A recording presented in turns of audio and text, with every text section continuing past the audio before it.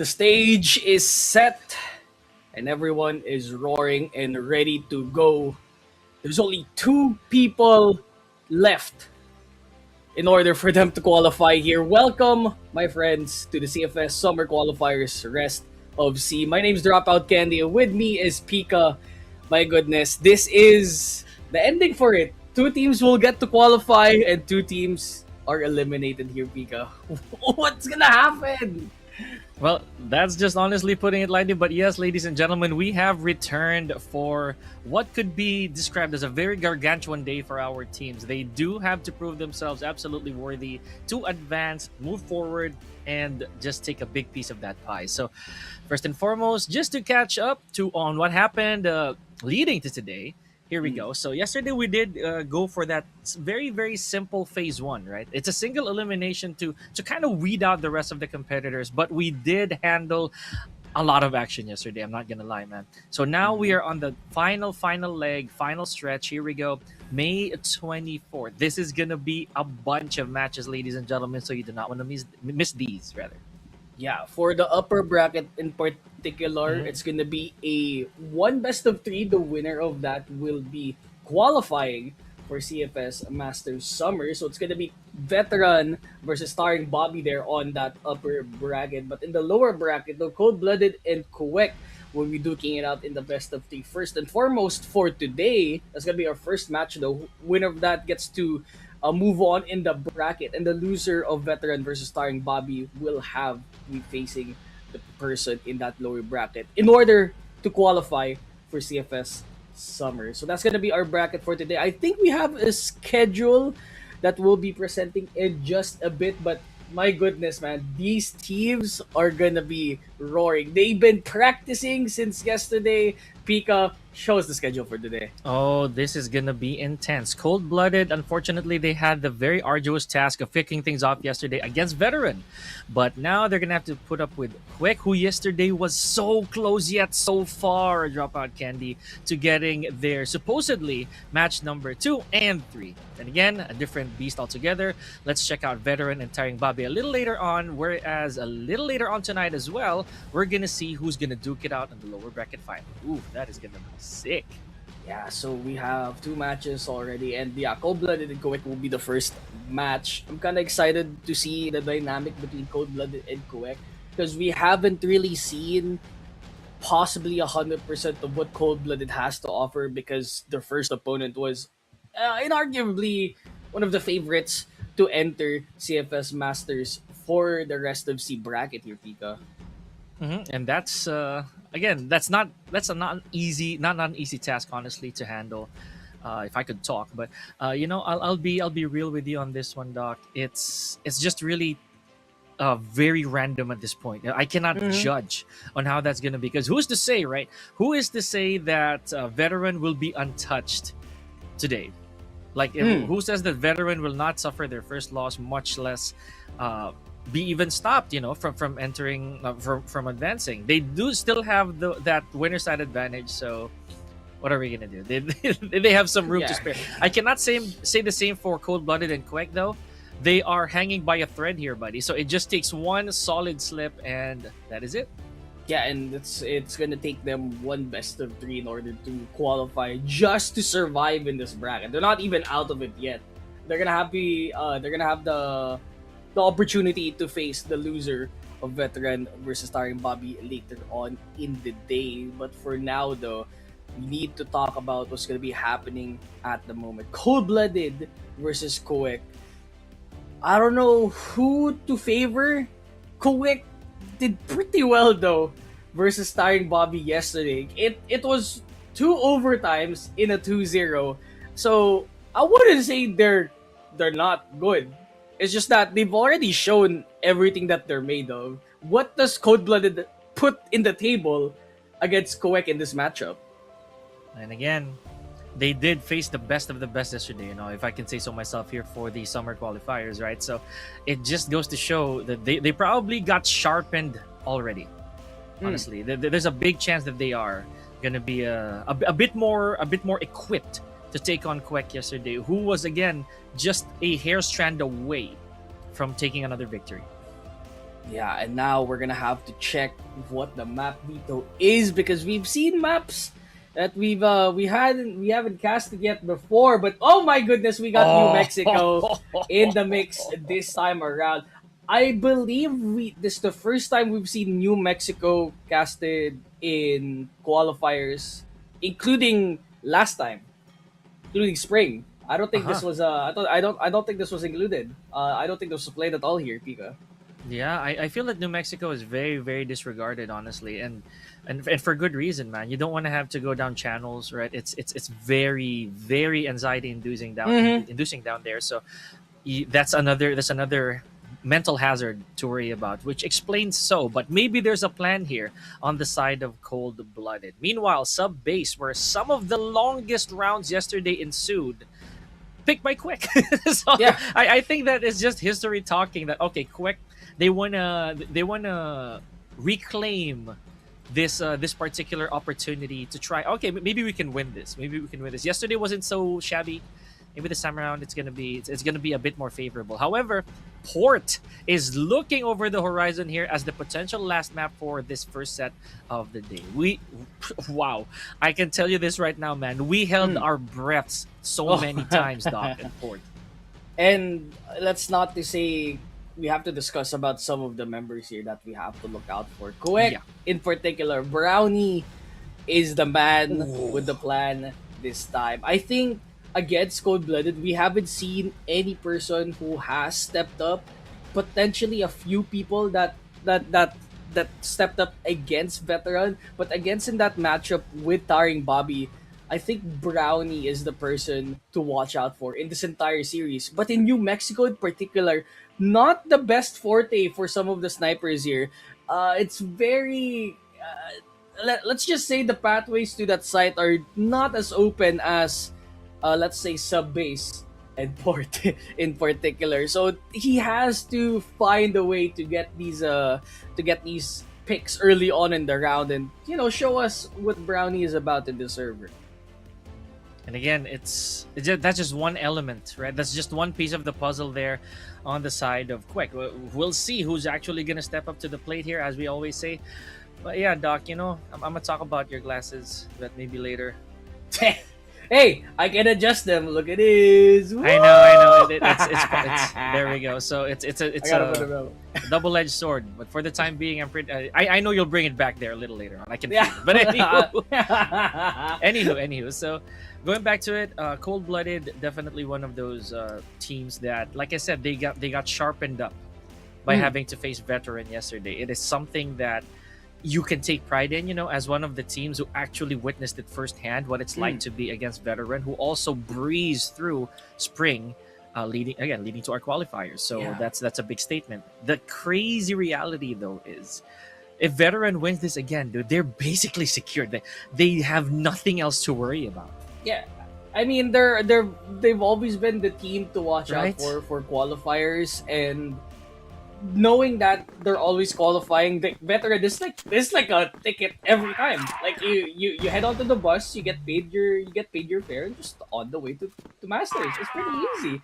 But for Cold Absolutely. Blooded, this is their time to shine. We've seen some familiar faces here. Our Raiden, mind you, is a previous member for the qualifiers here, picked up by a new pickup here, Cold Blooded. So we're gonna Mhm. have to see if our Raiden will be using their expertise here in this matchup because they do have experience. Let's see if it does pan Here we out, but go. we get an opening kill. Boo getting a kill over to Eclair, trades over trades, and this is the the purpose of New Mexico. Frags over frags. Whoever goes on top wins the round, and at the end of the day, it's Brownie who's left here, left standing. Oh, and he's no stranger to being outnumbered, man. Yesterday, he racked up a crazy quad by himself. They just made the job a lot easier for him. However, it is not going to be on his in his favor right now, as the objective is already starting to tick. Let's see if Brownie does have that pizzazz, that X factor for him to try to clutch this out and go for the objective. Big chance that Komoro's already hearing this and or predicting Brownie's whereabouts. Oh, there it is. Yep. Just a little too much, I'd say, mental hazards. I'm going to go back to that point. Yeah, I think you'd like to talk about Brownie, but again, New Mexico is the map that probably not really in favor for some of Ooh! the snipers here. But Brownie, if he's able to take the opening pick, then he should take full advantage of that scenario. Yeah, everyone knows where to peek here early on in the round in that first engage with the opposing sniper here with his Swifter. Hmm. Is gonna get met by his timely demise. Yeah, and a little bit of blinds going on here. So, but Mo knows how to keep his distance. Let's look at the perspective of Eclair right now because I'm pretty sure that Eclair also has. Ah, there it is. I was gonna say that Mm-hmm. Eclair has company nearby. There we go. Just like that, we're getting left and rights here. But still a bit of a favor here, the side of Quek. Here we go. 3v3. Komoro was also hitting it yesterday. Mm-hmm. Tomorrow was actually insane. So to say, Muffle's actually gone. And Septet's not in this rotation. So to say, Raiden's gone though. Still alive after that pickup, and Alyosha's the only one left. Scar L in hand. He's getting a resurgence, but it doesn't matter. Cold-blooded. 2-0. Man, okay, this is what I'm talking about, man. I'm not gonna jinx this, but I'll get to that point later. I will declare it a little later, should that be the case here on the side of Cold Blooded. Meanwhile, as I mentioned, man, these angles right here is nothing too unconventional when it comes to New Mexico, but it is headed straight to channels or these small corners here, these very odd angles that you're gonna have to be super careful of because they do make you think. They make you second guess. Oh, see what I mean? They make you second guess, and it's just these back alleys right here that you have to be super cautious of as well. You don't see this in the other maps. Yeah, no, you don't see it at all. Like the other maps are pretty open, but there is a Hmm. predictable pathway. This one, a lot of corners you have to check, and you don't know See? which one to check at the same Yeah. time. You see that? There's already someone lurking by channels. That's exactly what I was saying before we started the match. Channels will always be a source of dread for some of our players. Here we go, 4-4. That was a long minute and a half right there. Oh, yeah, double kill here for Kuro. Alyosha and Mu left to fend off alone.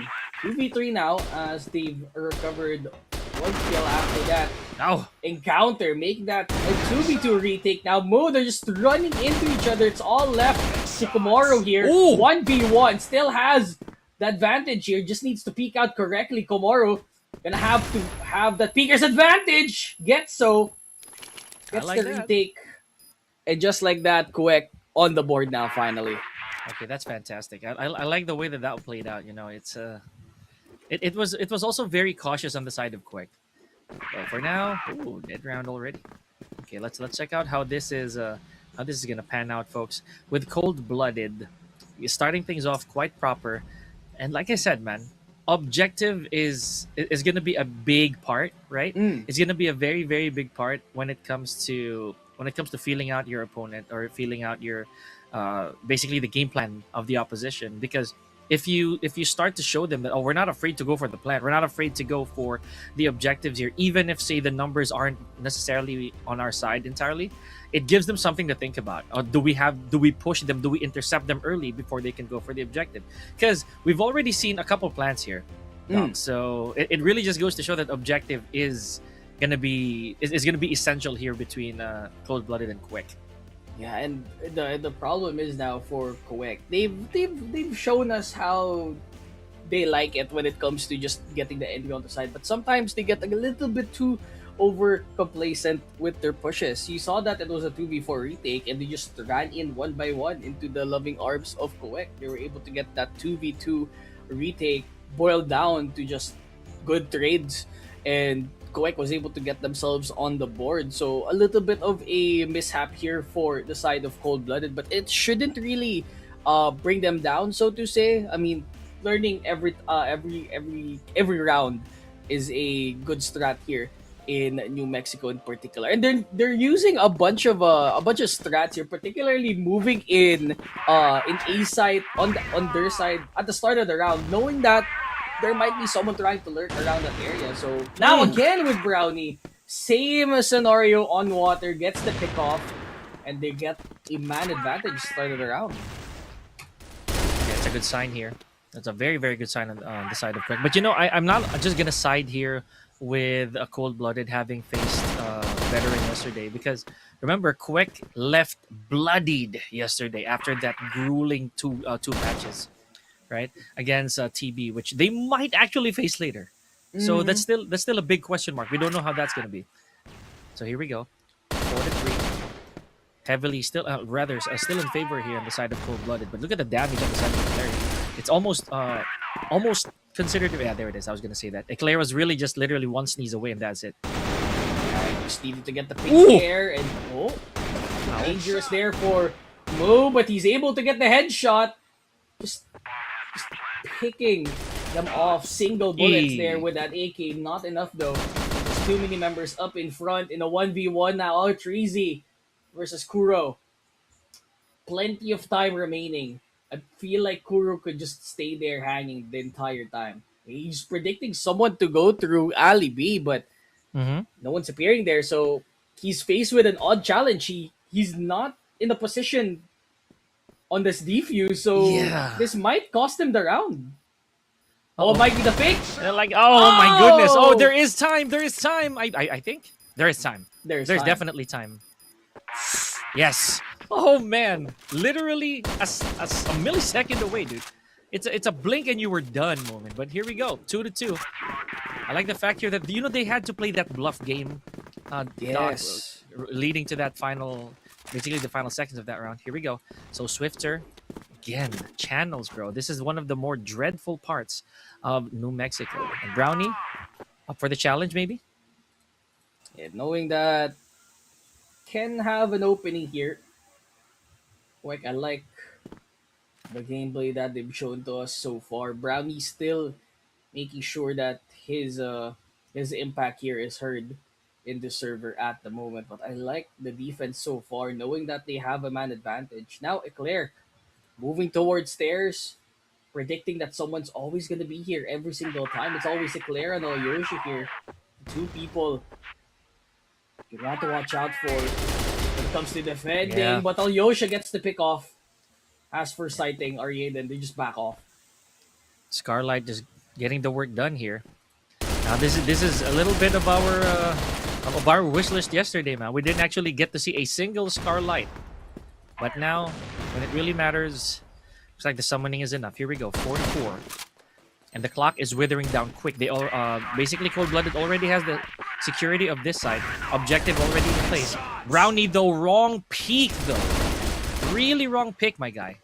All left to muffle there, but I don't think he's able to retaliate here. There's too many people on that site.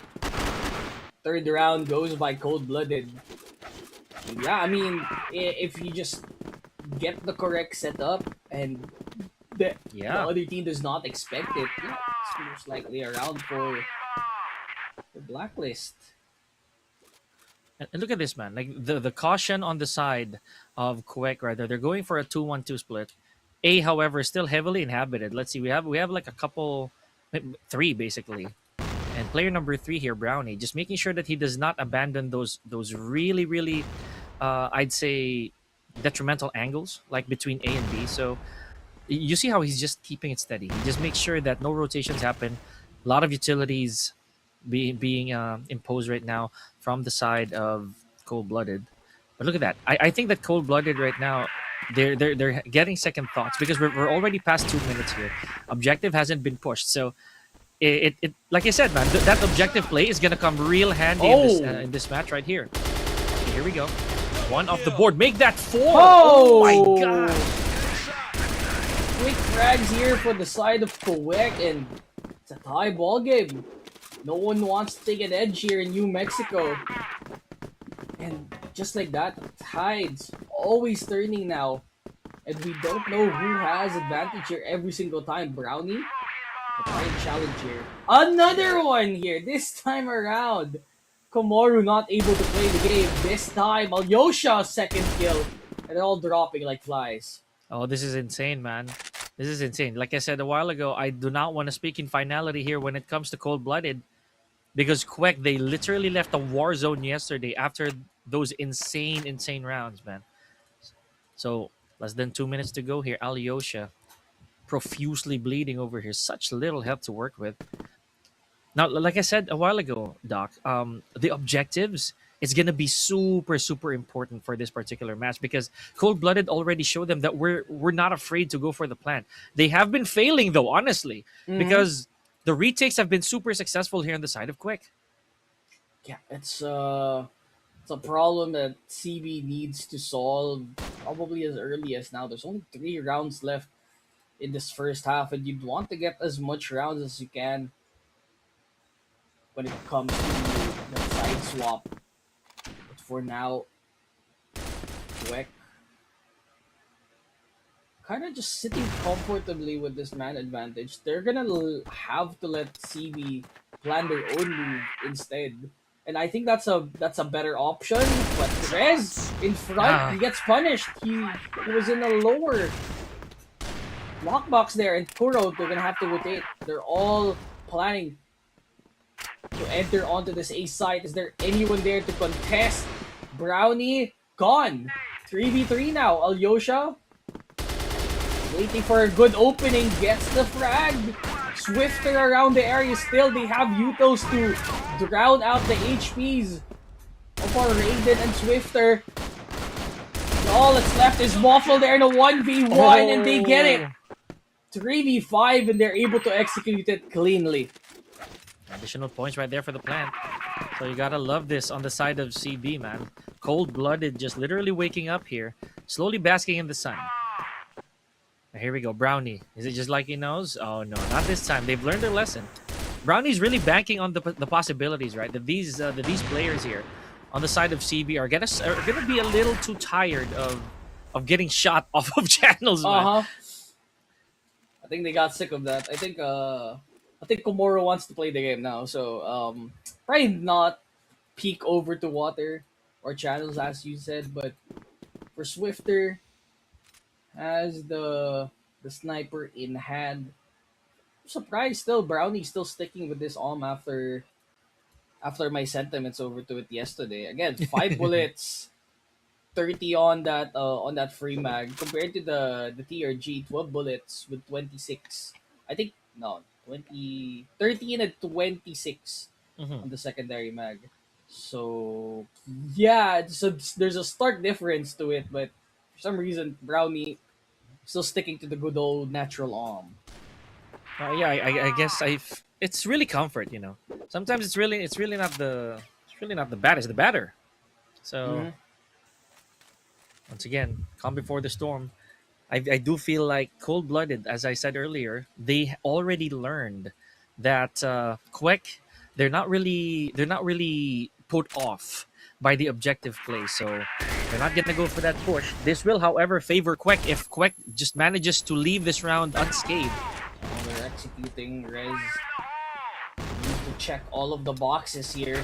Needs to round out some of the HP bars here. There's a 4-man push coming onto A, and Rez able to get 2. A third one here. A 4K for Rez, and they're Oh able to boy. mow them down there on this A engage.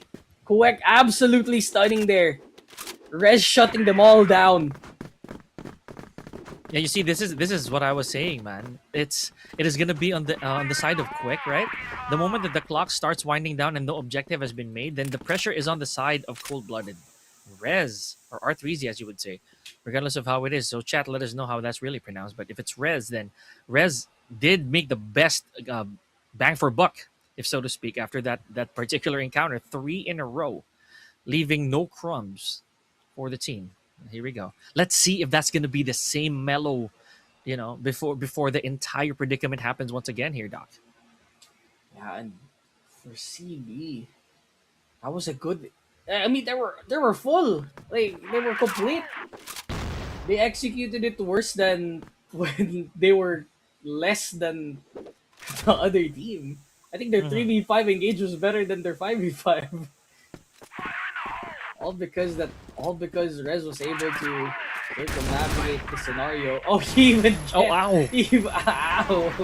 So there's no friendly fire in the game, but the Utos definitely deal damage there. And now, contact found. 4v3 move up in front. Komoru. Hmm. Oh, double kill! Wait, what? Through the smoke? It Yeah. was kind of insane with that one. It looked like it was not a deliberate double frag, man. It looked like, it looked Hey, like it that was unintended. not deliberate, dude. Yeah. That was accidental. You know, when you play a game and you're like, okay, what's in the other? What's in the other side? Let me go put a few pot shots, and then suddenly you see the kill feed. Oh, how did I get that? Yeah. That's surprising. I am certain, dude, that was not intended. But at least we take those. It is what it is, right? And you see, during the last encounter, it really was just straight fire altogether because there was no information. You could really tell. Now, as much as we would like to say that was actually pure luck, we take those rounds, man. It is. We what it take is. those. No, yeah. I mean, for CUEK, you're like, okay, you know what? Give me the 5th round, bro. We're swapping sides. The insurance is there. There's like a 1 round gap between the two of them. So I wouldn't say that one or the other has won this half. But CUEK, they're pretty happy. They have probably the moral advantage because they did secure the last round. But I would like to see ColdBlooded try and hold out the sides as to compared CUEK was a while ago. Because if you saw a while ago, Brownie was the one taking advantage of water the entire time. So when we go into side swap, will ColdBlooded do the same thing against Brownie? Yeah, big question. So I don't know. The retaliation factor is gonna be personal now. It may not be practical when it comes to the victories, man. It's just a matter of ego peaking at some point. So It is. I mean, let's see how that's gonna turn out later. Brownie doing good, honestly, as the usual, right? He really hoists up the team flag every now and then. But again, the rest of the team, man, even Rez, he did what he had to do, racking up those eliminations, those frags, and those are valuable. And even the stray fire through the smoke, it can just really be a little bit of a questionable call, if so to speak. But if it gets the job done, then why not, man? And dude, even the fumbles on the utilities, that just really gets a crack out of me. yeah, it does happen. If it doesn't work, if it don't work, don't fix it. If it's not broken, don't fix it. Right? And CUEK, they've shown to us how not fixing a good problem. they're not gonna stop. Right? But this time around, they're on the C4 side. So CUEK, we're gonna see them execute here. Swifter now. Look, they have channel advantage, and CB. Yeah, they're looking pretty here. For the time being, let's see. Corner after corner we go. Again, Brownie there. Oh, wow! Wow! Just as the few milliseconds of smoke cleared up, Brownie was able to pull off a magnificent shot. Oh, God. Good shot.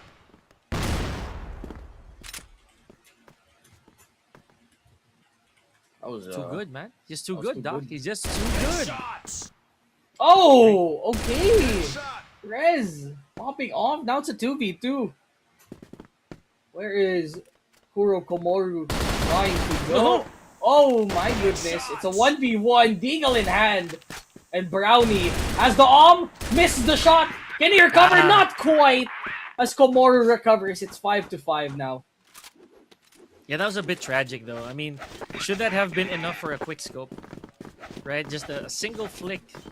Hit you on the fingernail, you would have been done. But here we go, 5-5. And now this is getting really interesting to me, Doc, because you can see the adjustments here. You can see how the teams are slowly just making sure that they do not overextend or they do not do the same rhythm of peaking every single time. And the tempo is always different. Like every single round. So CB. Yes, it was close, but as long as you get the round, it's okay.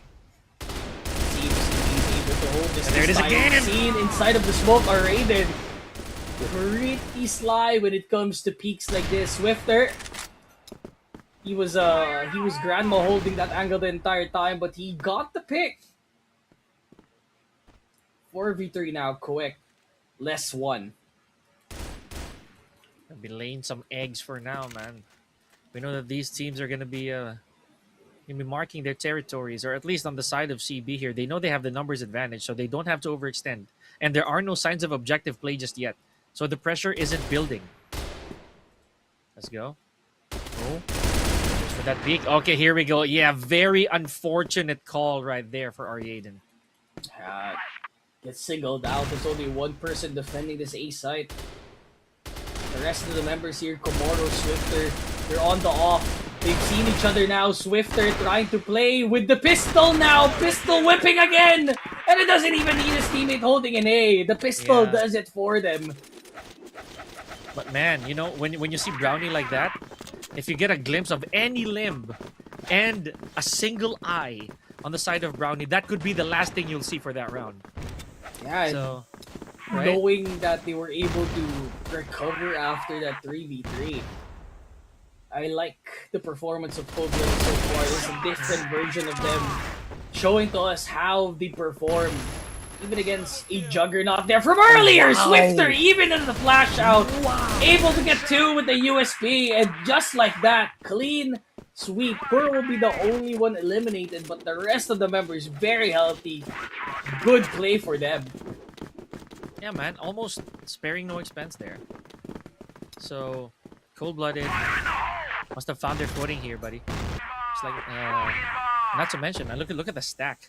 They're not taking any chances either. They're all with the M14s, right? With the exception of Swifter, just being the one guy to make that separation shot. Let's see what the perspective of Swifter is going to be here in just a bit. You gotta give it to Moo, though. The faith in the AK. He hasn't switched since the start of this set. This match, rather. Hasn't really done too much. But I think that AK, I mean, he's been tapping with the AK a little bit a while ago, and now benefiting them. Headshots for Su. The 4v5 as they're looking towards this A site. They're on the pathway, they're on the channels. Uh-oh. Onto that lane. Let's see if they're able to get into this. Alright, it's trying to hold. It's a 3v3. The door is separating between them and the other team. And they're able to execute perfectly. Uh-oh. But the USP still a threat Swifter? on the board. Swifter's the only one left. Doesn't even need to use the sniper. The pistol's right there with them. Retake possible. Yeah, the timing was really awful off of that wooden door, man. So Swifter, look at this. He knows he had to pick this up, right? He knows he had to go for the M14. The numbers are not really on his side. Here we go. No information whatsoever that Alyosha is over there. Mm-hmm. And 1v1 suddenly. Has the Quick angle. with Move. Oh my goodness, Oh. Swifter! 1v3 retake. Holds the fort down. Pistols. M14s. The sniper. He is a jack of all trades, man. You know, you gotta love it. The fact that he had to make that decision, right? He had to make that decision. I am dropping the sniper for now. I gotta get myself an assault rifle for these odds. And you see what happened? It brought him enough time for the defuse and Plenty honestly of the time, retake. man. Plenty of time. What an execute there. CB, one away from that map getting secured and CUEK. They've already shown to us how they played, but Brownie getting shut down the entire half. I think he's more comfortable playing on hold. But Yes. this time when he's playing with the C4, a bit of a problem with the zoo. He'd rather just hold. And this is not even his designation yet. It's primarily Moo who takes the bomb every now and then. Let's see how Brownie's gonna go for it. No, but again, you cannot. I repeat, you cannot startle this man. If Brownie sees movement, you know, He shoots. Another Okay, kill going Alyosha. to Moffle, though, needs to run away here and there. smart. Oh no, bad angles right here on the side of Eclair. Is he gonna challenge? He had to go for it. Yes, he does. 2v4 here. Run to This the could be smoke. CUEK's opening, man. CUEK. This is the round to lose. But are Aiden able to play around with his M14? Rez is heading onto site. That door, no one's holding it so far. Eclair heading to that B. It's a 1v3 now. Are Aiden all alone? I think they know where he is. Info found. They're just gonna have to pick at him all at once. Just like that, CUEK securing. They stop the bleeding, but they need 2 more to catch up.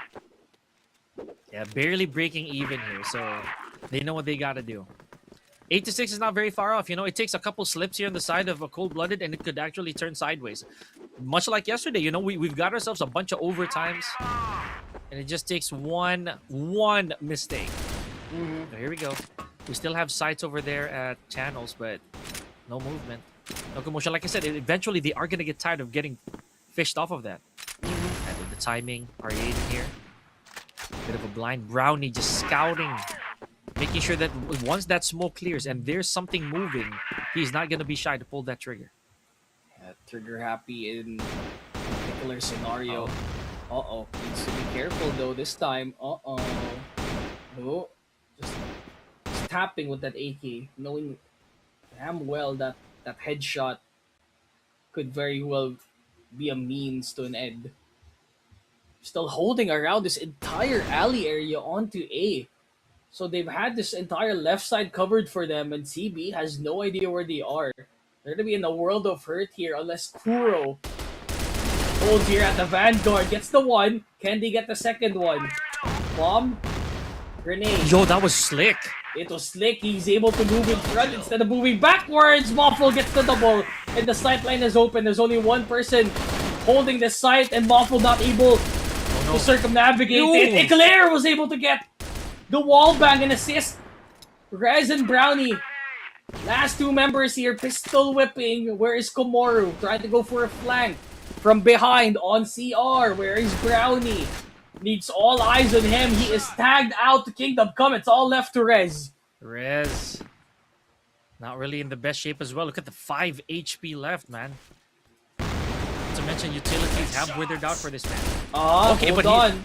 Still hanging on for dear life here. Oh, but once again, the numbers game and the HP not really doing him any favors here, man. Potential map point right here for Cold-Blooded.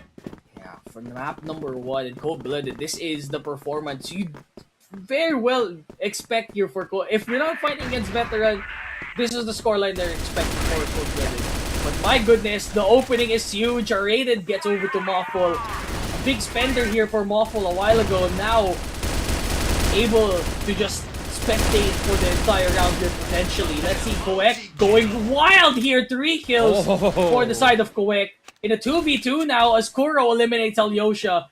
Pretty close, mind you, but they're able to play out the scenario. Nate not able to go through that spot where he wanted to, but at least they're with his teammates now. C4 in the hands of CUEK. They can still rotate. Once again, the timing here. This is so intense. Both these teams, they just have one player each to be able to withstand a single gunfight. And then the other, not very much. So Kuro, you got Mo over here. Just takes one wrong peek. And again, we trust in Brownie's skills. Oh, look at that! Unaware. Right. Look at that. But inches away. But the angles are not to his advantage. Right? It's so... If only... less than a minute here, Doc.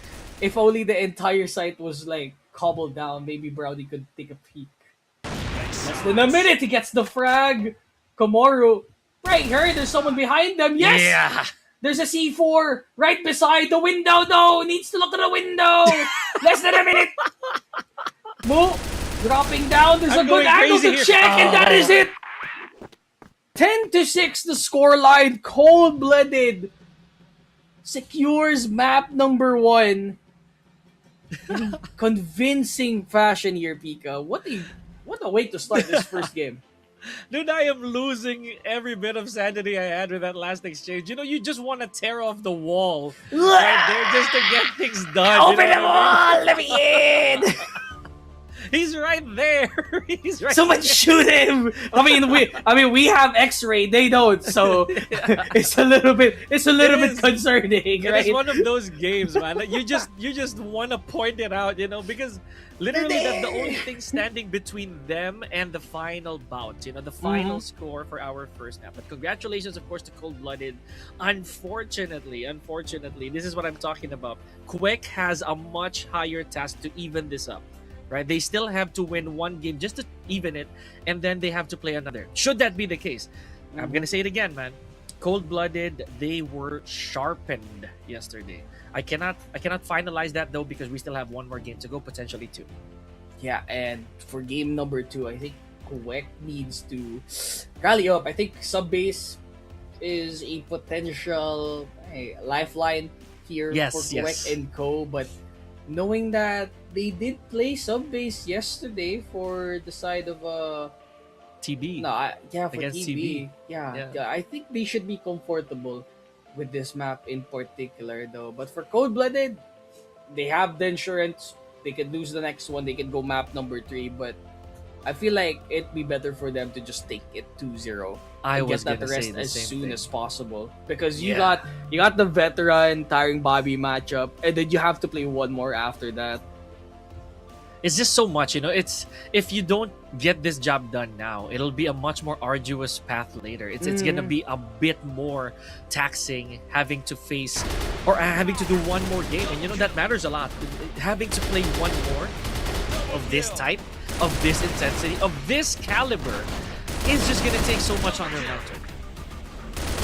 Yeah, definitely Sweden good advantage, but yeah, at the end of the day, that res 4K though. Good.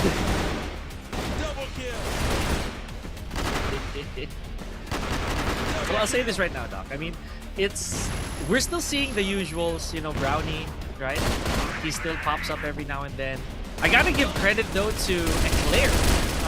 I've been seeing more Eclair, I'd say, fights here, and I can really tell that Eclair has that game sense going on. Like, there's really that big trigger behind Eclair's plans, right? I just want to see more personally of how Eclair is gonna be moving forward. But that's just me, right? Not a lot of numbers to boast here for Eclair. Actually, as a matter of fact, Eclair has the least so far. But you know what? That's part of how we grind, right? That is part of how a team advances. Here we go. I would dare say, yeah, Komoru will be the MVP here, especially from Cold Blooded. Look at the very good numbers here. The side of Komoru, followed closely by both Aryaden and Swifter, just differing in the deaths ratio. Oh yeah. Looking at it, I think CUEK pretty balanced. Yeah, Brownie again. Not the map to play on. Despite the amount of openings that he's had, he cannot get like a follow up because there's so many close knitted angles for you to check. Cold blooded though, balance all throughout. I think Komoro and Swifter are the people to look out. But my goodness, it was a good match here. Oh, it really was. It's not as distant as we would think, but right now, there we go. As supposedly, Komoro is gonna be the set MVP here. Beautiful numbers on the board. Take a look, ladies and gentlemen, because we might just see that a little later on. Komoro has his much deserved flowers here for our map number one. New Mexico is done and dusted. Let's see how this is gonna turn out as we head over to Subbase. Yeah, but for now though, we're gonna have to take a quick short break though. When we come back, it's gonna be sub base, backs against the wall for CUEK, and a potential move up in the bracket for Cold Blooded. This has been Dropout Candy. With me is Pika. More action here in the CFS Summer Qualifiers for RoSEA. Don't go anywhere. We'll be right back.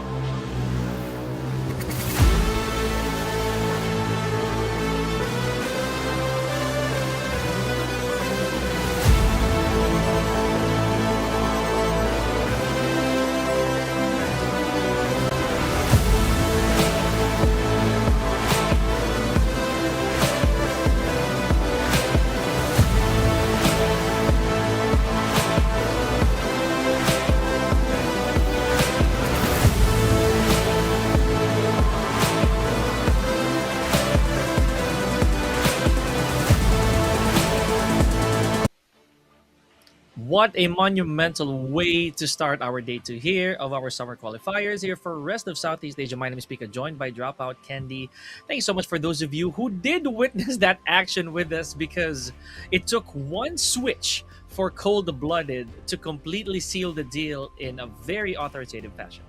Yeah, knowing that Cold-Blooded needed needed a win here, because yesterday they were not able to get any opportunity to get so against Veteran. This is possibly like a sigh of relief for them in particular. Just knowing that they could perform here, they have full confidence to take it here 2-0. And CUEK on the other while currently winless in this Mhm. entire set, including yesterday. So they're desperately looking for this first victory here, Pika. Yeah, I like that you actually did put the word desperately in there, because they have to. It is now or never for Quake, because the moment that they drop this map right here of sub base, that is it for them. They're gone. Candy. Yes, literally out of the contention here, ladies and gentlemen. So if you're any of the fans of Quake over here, please do let us know in the comment section. We'd love to hear you and your energy beams. Just forward them to Quake all together. But again, as we mentioned a few seconds ago, it is sub base that we are putting forth once again. Yesterday, me and Doc, we were just left in awe after the action that we witnessed here in Subbase. My gosh. Mm-hmm. I mean, Subbase is a pretty gnarly map, so to say. I mean, you saw the entirety of TARINGBABI versus CUEK yesterday. It all boiled down to an OT masterclass, and it was a weird circumstance that happened. But TARINGBABI was able to take it over to CUEK. But honestly, it could have been CUEK's day. But this time around, it's not against TARINGBABI who they're facing against here for CUEK. It is ColdBlooded. It's a different team altogether. So their strats might not work out on the side against TARINGBABI yesterday. And that's something that they have to adjust early on as we head into Subbase. Oh boy, here we go.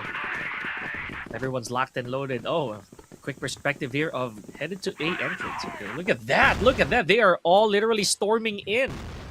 And we already have Kuro here watching over the missile, playing Ring Around the Rosie. Kuro has a lot of company headed his way here, Doc. Early on already, Kuro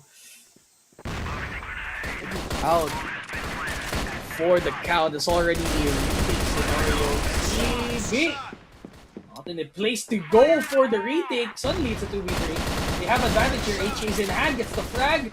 They have to go down. They're swinging in. Smokes out. Eclair going wild with a 3K. Are you Missile kidding dropping. me? Retake there. And Cold-Blooded Ice in his veins takes advantage. Gets the first blood here on Subbase. Are you kidding me? And at exactly 2 minutes, or rather exactly a minute left on the clock there for Cold-Blooded. There's a line, but okay, here we go. At the expense of our Yaden, we are starting things off with a trade. Rez also gets out of the picture here.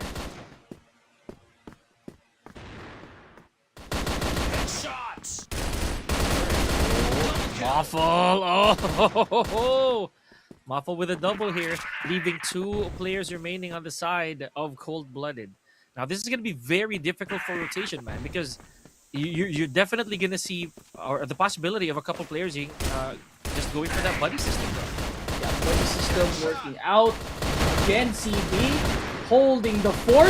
It's a 2v2 again. Now it's a 1v1. Eclair gets the reload. Do they see Muffle here again? It's a second clutch for the side of CB Eclair. Absolutely insane. Deathless here, 7 kills.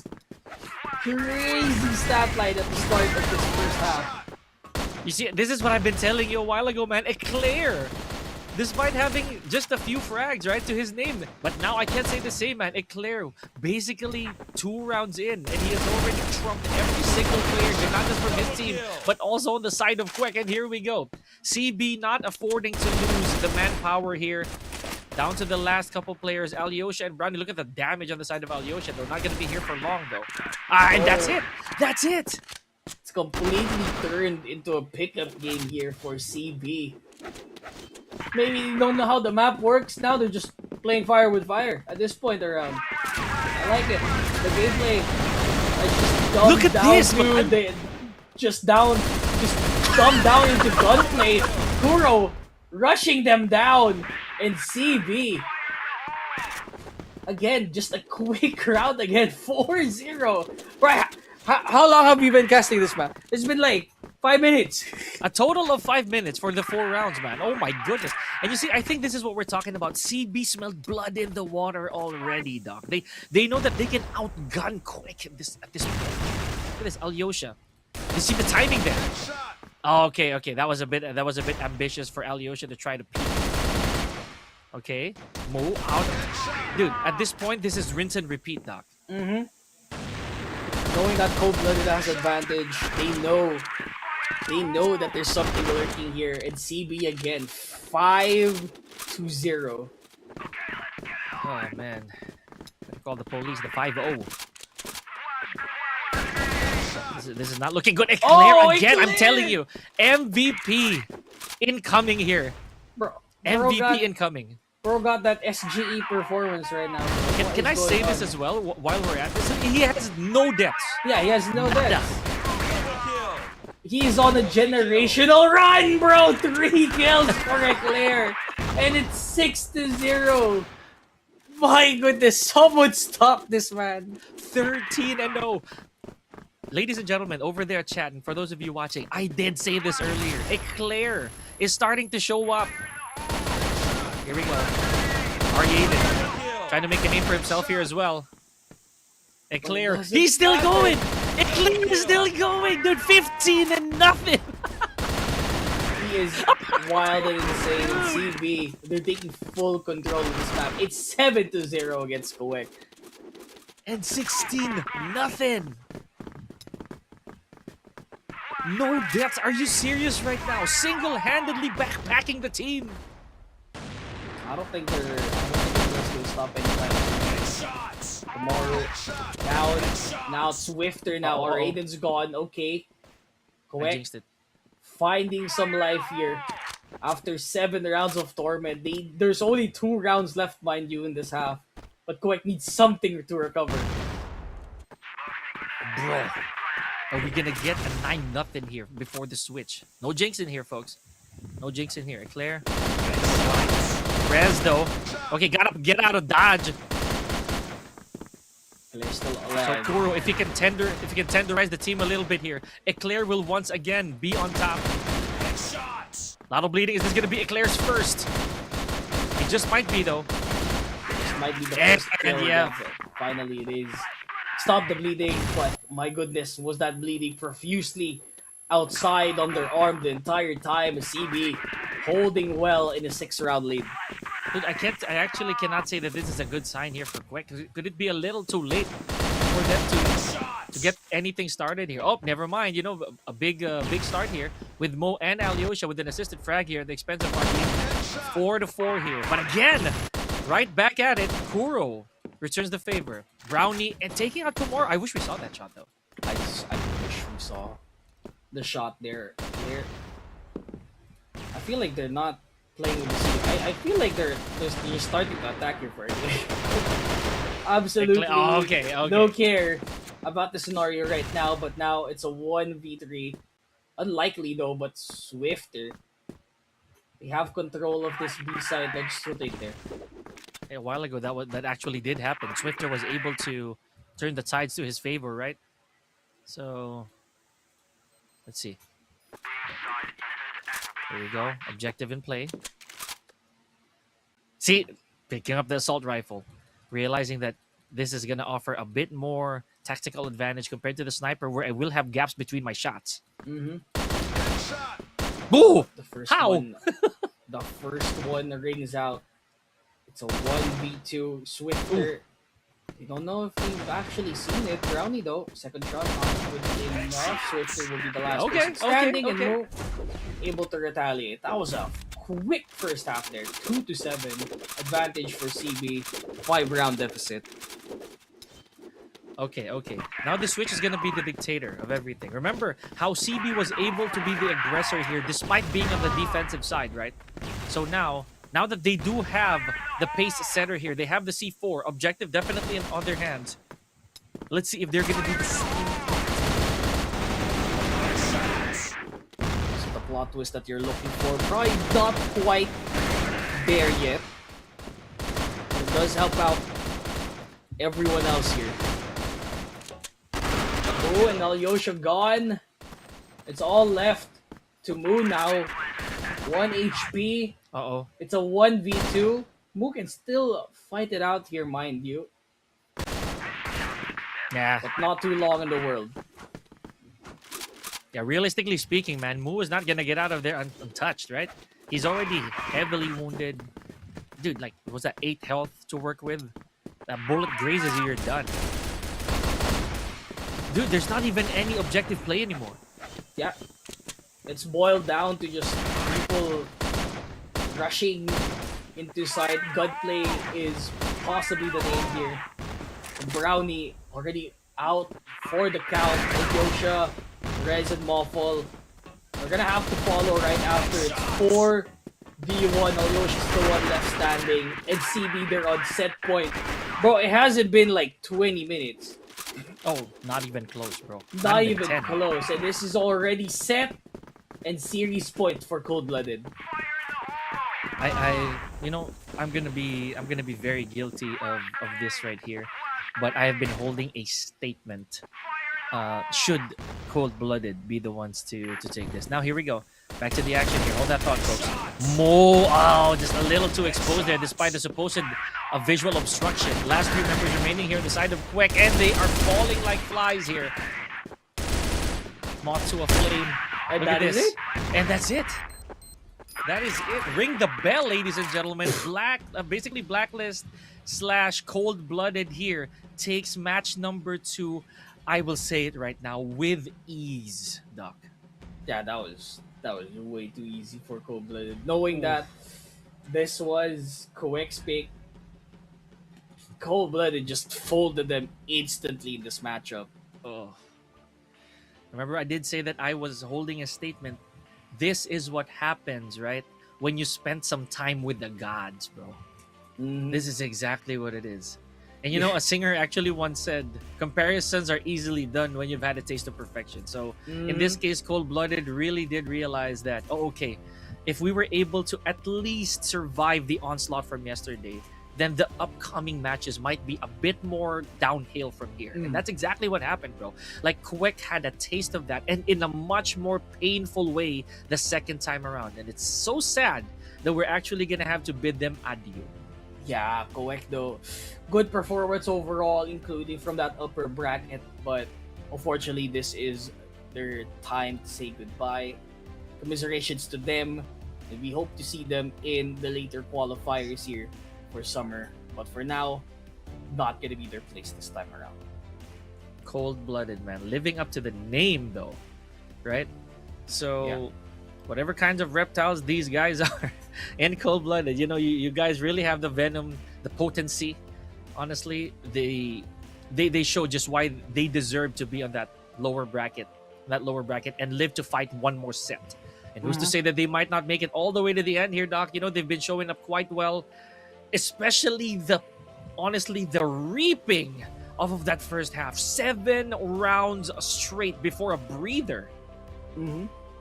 Before a breather. I didn't even breathe. I didn't even take a breath. I feel like it was so fast. I just blinked and the entire set was done. Now that CUEK is eliminated, we're gonna have 2 unique matches later on. We have Veteran versus TARINGBABI, and potentially the loser of that gets to face ColdBlooded once again. And again, I'm not gonna toot my horn, but I am most likely gearing towards this Veteran moving on and TARINGBABI having to face ColdBlooded later on in this bracket. So I'm not the judge to say, but knowing that Veteran has possibly the juggernaut status here in qualifiers, I feel like they have a pretty good opportunity to take this one over to TARINGBABI as the next matchup. I mean, if we're gonna be rational here, the writings are all on the wall, guys. Like, it's Veteran. It is Veteran. And you see, It is contagious. Skills are contagious, ladies and gentlemen. So you see what happened to ColdBlooded. Let's take a look back at some of the action here. ColdBlooded just showed us everything that they could throw out in a matter of minutes, right? And look at the scoreboard right now. During this time, we never winded down the clock, by the way. I forgot to mention that, though. I'm sorry. But we never went on a ticking time bomb here. We never went red on the timer. Just so you know, right? Most of these rounds possibly reached them around like a minute and 30. Like at the least. I mean, there was so much time. I think some of the rounds just reached like 2 minutes. And they're absolutely dominant. The most likely match MVP here. So sorry guys, I'm not from the future. But like I said, I just put 2 and 2 together. I did mention that from the first match. Eclair was starting to show signs of spectacular gameplay. And that's exactly what we're seeing here. It took Eclair, by the way, if memory serves, 16 frags before his very first death. My gosh. My gosh. It took a while. It took a while, and it actually reached themselves to the finish line here. Eclair, good showing, my goodness. Almost with that 20 bomb. Expected? Not really. I didn't expect Eclair to pop off there the first couple of rounds until they started like just going in against CUEK. But what a way to end it here. Set MVP gonna show us. Is it Eclair? Is it someone else? It has to be Eclair. No, look at the KD. 6.33. Never in history. Never in history, I would say that I have seen that. Personally, that is.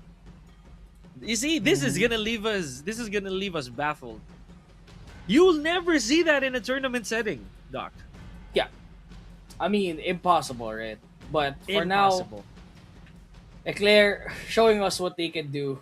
They're gonna be qualifying here in this lower bracket, and they're gonna be sitting pretty. Where they're gonna have to watch Veteran versus TARINGBABI first and foremost. But let's not to say match MVP. That was just the map MVP for that map. Is it Eclair again? No way, right? It's Swifter. Fair, fair, Okay, consistent. I mean, even in that game one, Swifter was the consistent one, and Eclair was just a god status there on map number 2. But overall, Swifter, good KD, smokes per round, headshot per kill, and kills, opening kills per round. Not bad for Swifter here for our match MVP, as we'll have to wait for them as they'll have a pretty short break per se. I mean, like an hour and 30 perhaps, because they're gonna be spectating Veteran and TARINGBABI for our next matchup for today. What do you think is gonna happen here, Pika, before we head on to a quick break? Open mind. That's what I'm doing right now, ladies and gentlemen. We have seen it time and time again. The Titans can fall. So if that might be the case, somebody chooses to swing at the king, right?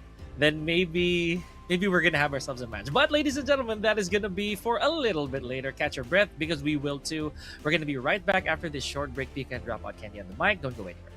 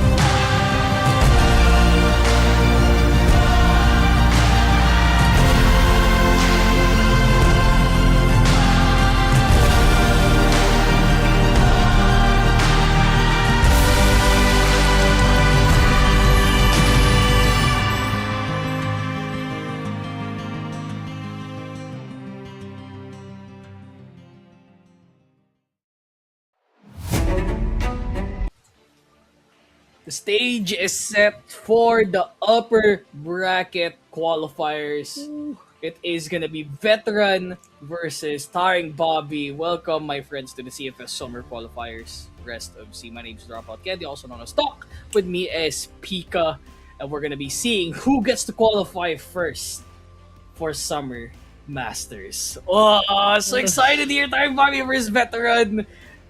Yeah, Oh. if I'm gonna add to what you said there as well, Doc, these two teams, right? They actually did not go the same path, headed to where they are. With veteran just going, honestly, getting there in literally one lap, right? They Mhm. just had to go there with a smooth path. With both their wins, I believe, ending at 10-4 yesterday, ladies and gentlemen. That was one of the most commendable feats that a veteran did yesterday. I cannot say the same for TARINGBABI, dude, because they had to go through double overtimes, and it got a little too close for comfort. Yeah, it was too close. It was a double OT, and now we're ready to see where these folks are gonna be in for our best of three. Let's see what happens. Ban, ban, ban. Heading into new compound for our first map. Okay. So a bit of a different side this time. We got Black Widow and we got Port as our decider. Veteran playing new compound. I feel like they're playing Masters meta maps. Because most of the time, new compound has always been in the rotation. Because this is a map that normally not a lot of people play in their rotation, especially when they're playing their own clan matches. So this is something that TB needs to look out for the first map. Ooh. Yeah, you know what? You're right. I feel that veteran, as the name says, veteran. This is kind of like just because we know type of pick Mm. for them. You know what I mean? Again, I cannot say the same, man. This actually might turn sideways for them if TB right here does have a maybe they're ahead of the curve here. We don't know. But Black Widow, much like yesterday, we already witnessed our Black Widow, so this could be something very very familiar. But again, for the second time today, we are putting port at the very end of it all. Should that be the case, and should we head to a map number three? Very interesting. I don't know if it was just coincidence, or there is something that they see in port that we don't.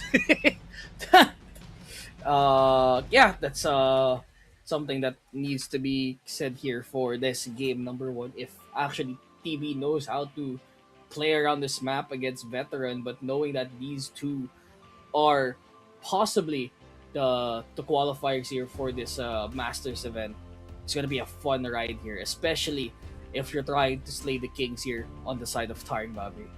Oh, it's not an easy task, man. If we're gonna be completely transparent here, there's a reason that veteran right now is standing where they are. It is basically not just a podium; it is already a pedestal.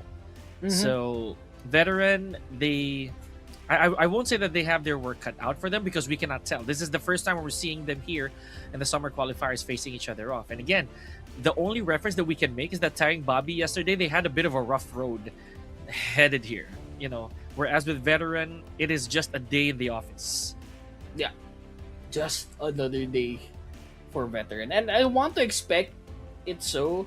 If you are a fan of veteran or someone that has watched veteran before, knowing that they have performed here, they've already tackled with the juggernauts here in Masters. These guys should be probably easy pickings for them, with lack of a better term, because they've already done their job here. They just need to qualify once again in summer, and this is their ticket to do so. Whew.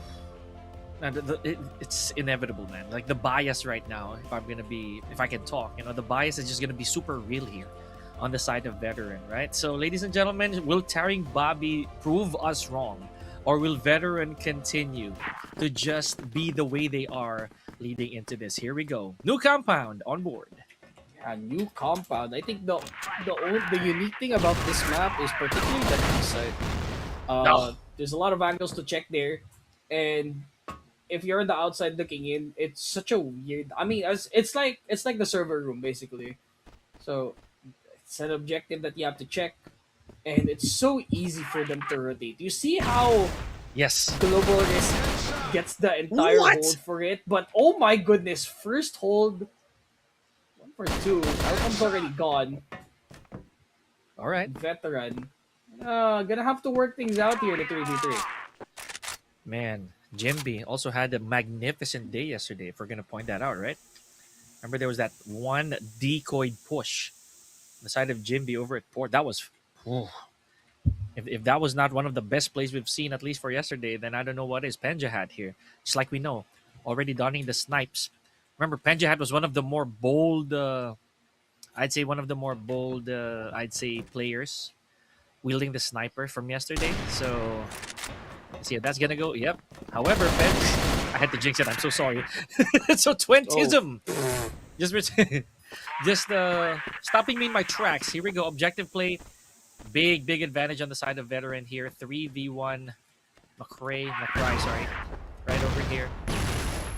Let's see. Dude, there's no way he's gonna enter this. Nah, yeah, no, just like that. no way. Just like that. Veteran, clean 1-0. And knowing that these guys, yeah, shouldn't worry about it. I mean, they're playing with the C4 TB. Yes, they have pretty smooth rotations here from A to B, but they need to secure their kills from one. And Benjat is kind of stuck here as Jimmy tries to bail him out of that scenario. Just like that, they have advantage by 1. As Twentism's not around the area, Makurai gonna have to play around the server room areas. Reknar's already in sight. Oh my god, Recknart, where's the M4? Nah, Playing a little ring around the no rosy here. M4s this time around as the kill comes through. And they're gonna have to plant the C4. No trouble for them. We have a new one. We have a new player on board on the side of TB. We got Protons. I believe he did not play yesterday, Doc. So yeah, this is a big question mark. Oh, but just like that, Another round. veteran once again cleaning house with only Just like that, one it was pretty smooth casualty. there, Pika. Yeah, yeah, it was. Okay, 20ism once again, just like we know. Got that sniper down. Some damage on the side of Recknard here. He broke my heart though, Doc. Recknard broke my heart. No M4s in sight, man. Yeah, Ouch. no M4s. I mean, if you want to play with the big boys, you gotta start adapting to what's meta here. And veteran, they're gonna have to stop playing silly games. They got the sidelines here ready. And now they have full control of that site. Cannot even go man. through for TB. It's a 2v3. That door, they could go through, yes, but veteran, they're looking in all angles. It's so easy to check here. This fires Jimby. Makurai. Checking the entire office area. Snap. So many angles to check, and Jimby's the last And man still. standing. Another one for veteran. And once again, we are being denied by drones here. Some of them fantastic snipes that we've seen from him during spring. I remember that yesterday drones also had to, I believe he just allowed, or it could be just part of the plan that Twentism will be the designated sniper for the time being. Just so that drones can actually go for those flush ins, right?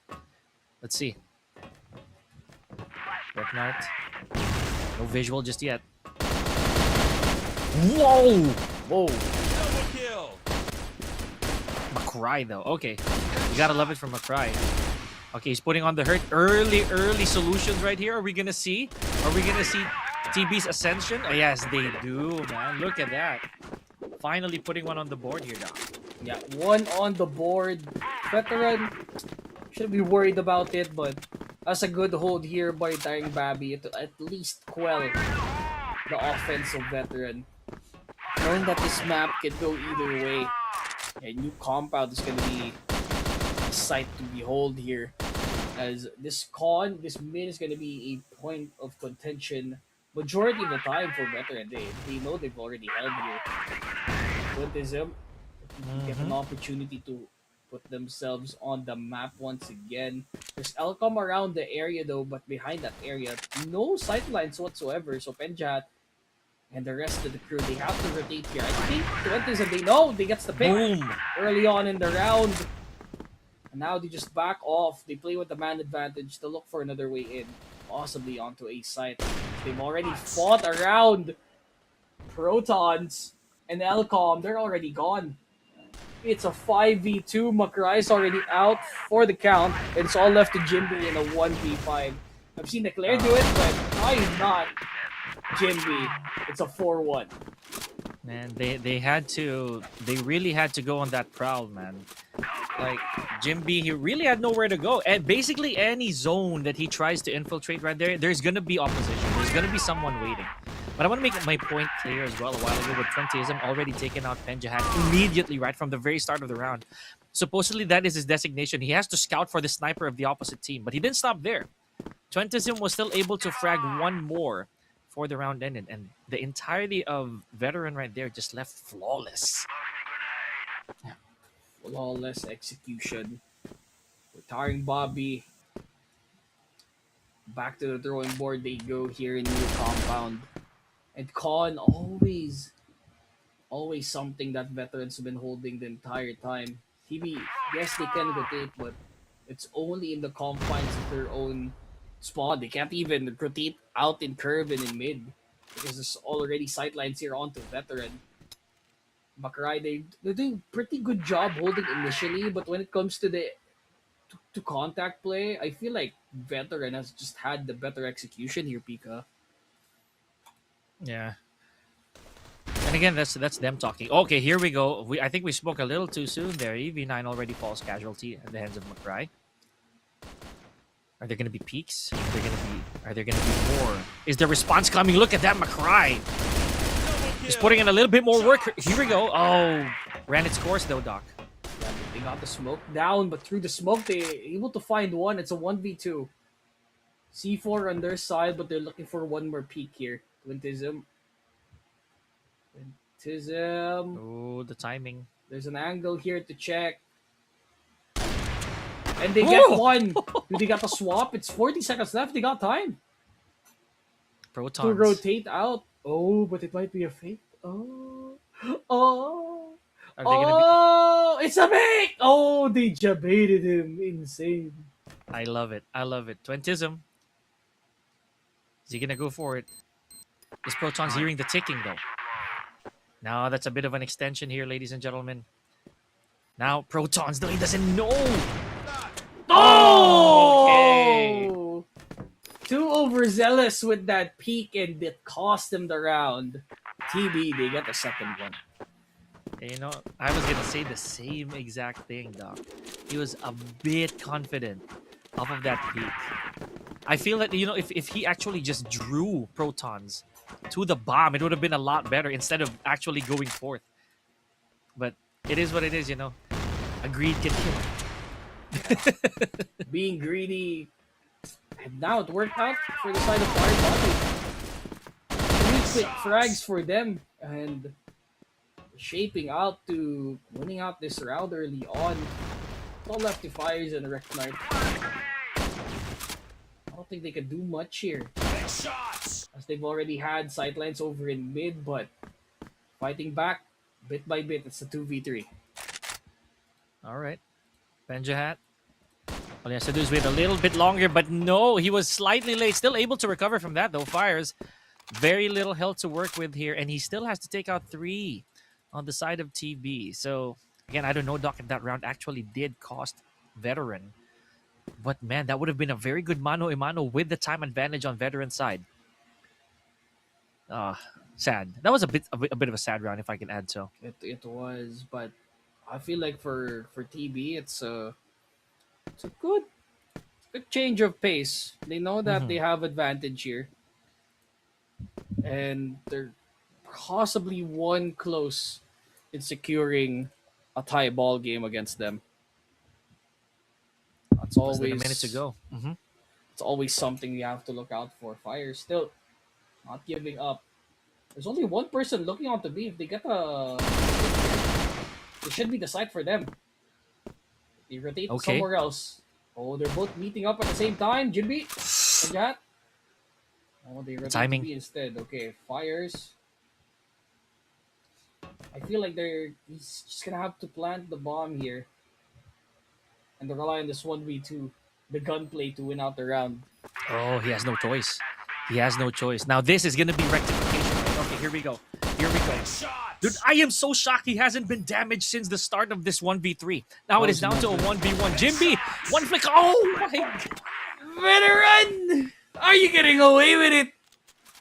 How? Dude, he never took a single scratch since that 1v3 situation started. He was at 51 health, 3v1. Fires though. MVP in the making. I can already call it. He's gonna do it I, again, just like what he did in the spring. that's insane. Oh, how did he get away with it? That was supposed to be the equalizer for TB, but I forgot they're playing against veteran. Oh my gosh, dude. I need a swig of water after that. Oh, something that needs to be checked on here for veteran is how they execute in clutch scenarios. Everyone is mechanically gifted for veteran to say the least. They all just happen to have five great players on the same team at once. And Jim B, let's take down EV9 to start this round out. It's funny you should say that, man. Because aside from mechanicals, dude, it's game sense. Period. You know, and I think that's what we were talking about earlier. The overextension, right? The Mm-hmm. overextension from a while ago that did cost veteran, but they learned immediately from that. You know, as a wise herpetologist would say, clever girl. There you go. Clever. Clever. But for Three v fires, 4. Mhm. yeah, it's they're looking around this A area, but it's been heavily guarded so far. Smoke? Oh, I think that's a flash. Fire is still checking around the area. For an opening here, they get the one, and they finally get their contact play in. It's a 2v2. Drones gone now. All left with him. But my Okay. friends, another round for TARINGBABI. That could have been their fourth round, but they're satisfied with the third instead. Last round for this first half. Okay, this is interesting. TARINGBABI looking a bit more, in my opinion, honestly, a bit better than what I thought and how they would actually perform. Because again, veteran, they were just very, very adamant during the first few rounds here. So 5, 2, 3. Here we go. Ooh, EV9 already putting one on the board. Are we gonna go back to the 6-3 here? Well, if there's anything that we know, Doc, anything can really happen. Mm-hmm. This isn't really the end of things for TB, but Alcom being a front runner in this entire match yesterday against CUEK needs to play around, but Penjat not able to get the shots down. A beeline burst into this B side. McRae needs to have his eyes set on him. As the M14's rain, only one able to collect. Veteran looking to secure the sixth round. Same scoreline every single time here on this first half. EV9 though took a massive amount of damage for that one. And almost unusable, I would say, for EV9. But no, it was Reknard who fell immediately. 3v2. Still a very solvable situation here. And a lot of time for TB to try to go for the flush with drones. He's already looking real close. Oh, wow. He still got taken out. 2v1 here. Protons. But just a little too much firepower to Don. 6-3. Halftime. Same scoreline as we've expected here. Even against ColdBlooded yesterday, they're still 6-3. Let's see if it becomes 10-4. Exactly, dude. It's a curse. It's always a been curse. like this. So veteran, you know, they do have a sweet spot when it comes to these scores, man. And maybe they run on gas. Yeah, So could be. could be a potential scoreline, but that we'll have to see here. As veteran, they're comfortably playing here, holding side. I think it's a better map for them to hold, knowing that they are mechanically swell. It's just all up to TB to try and disrupt their holding with plenty of utility to hold in hand, but the rest of the members here. 3-man to go on this A alley. To be careful if this one posted up in A. And I'm surprised they haven't really used this mid area yet. Yeah. To try and contest, to try and go split. But veteran, none the wiser. Again, they understand, man, that the pressure's not on their side unless a plant actually happens. So they are gonna burn down the clock for sure. McCry here, almost out of health. Let's see what the plan's gonna be. They do have the numbers advantage already, but the big question is, are they gonna go for that push? They're gonna go for the plant. Is objective gonna be the name of the game here? Elcom, just inches away from fire. So okay, here we go. 5v3 rather. And so far, it's been looking quite steady here on the side of TV. Last two players here. Well, last two, it's a 2v2 now. Boiling down to simplicity, they got the trades. Both players on each side are low on 1 HP. They throw out a flash to bait out movement. But now they get the plant down potentially. Twintism trying to get a headshot. Now it's an execute. Wow. Veteran just like that, smoothly. They risked out that C4 plant. And Twintism able to fight back with a good headshot as well as EV9 with a quick frag over to them. Dude, the patience though, right? The patience on the side of veteran right there. Waiting for movement as well as the completion of the objective before they went in. And you know, that's additional points on the side of veteran. So now here we go, 7-3. No jinx intended here, folks. But if veteran moves away here or gets away here with, oh my gosh, drones, you never ever miss. It's good to see him back on the snipes, man. Yeah. I feel like yesterday wasn't the one sniping. But yeah, I know. Drones. Yeah, it was Twintism playing on that sniper the entire time. I forgot. Yes. So now they're playing double snipe. I guess on when they're holding, I guess this is a better setup. So I don't really mind this. TARINGBABI, meanwhile, that's utility on your hand against a rifle. So not the best play again with the snipes. Twintism going absolutely insane there. Look at the numbers on the board here, ladies and gentlemen. Twintism with 14-6. That is the sign of a man with confidence in his snipes. Benjahat though, is he gonna dare challenge? Oh, the timing though. Ah, of course not. Of course not. Is he gonna miss? No, sirree. Double kill. No miss. Hello, don't miss. Elcom only one left. 4 HP. C4 not on his side. Drone is there to collect the kill. Yeah. There you go. Small arms fire. Even the secondary pistols are a threat here.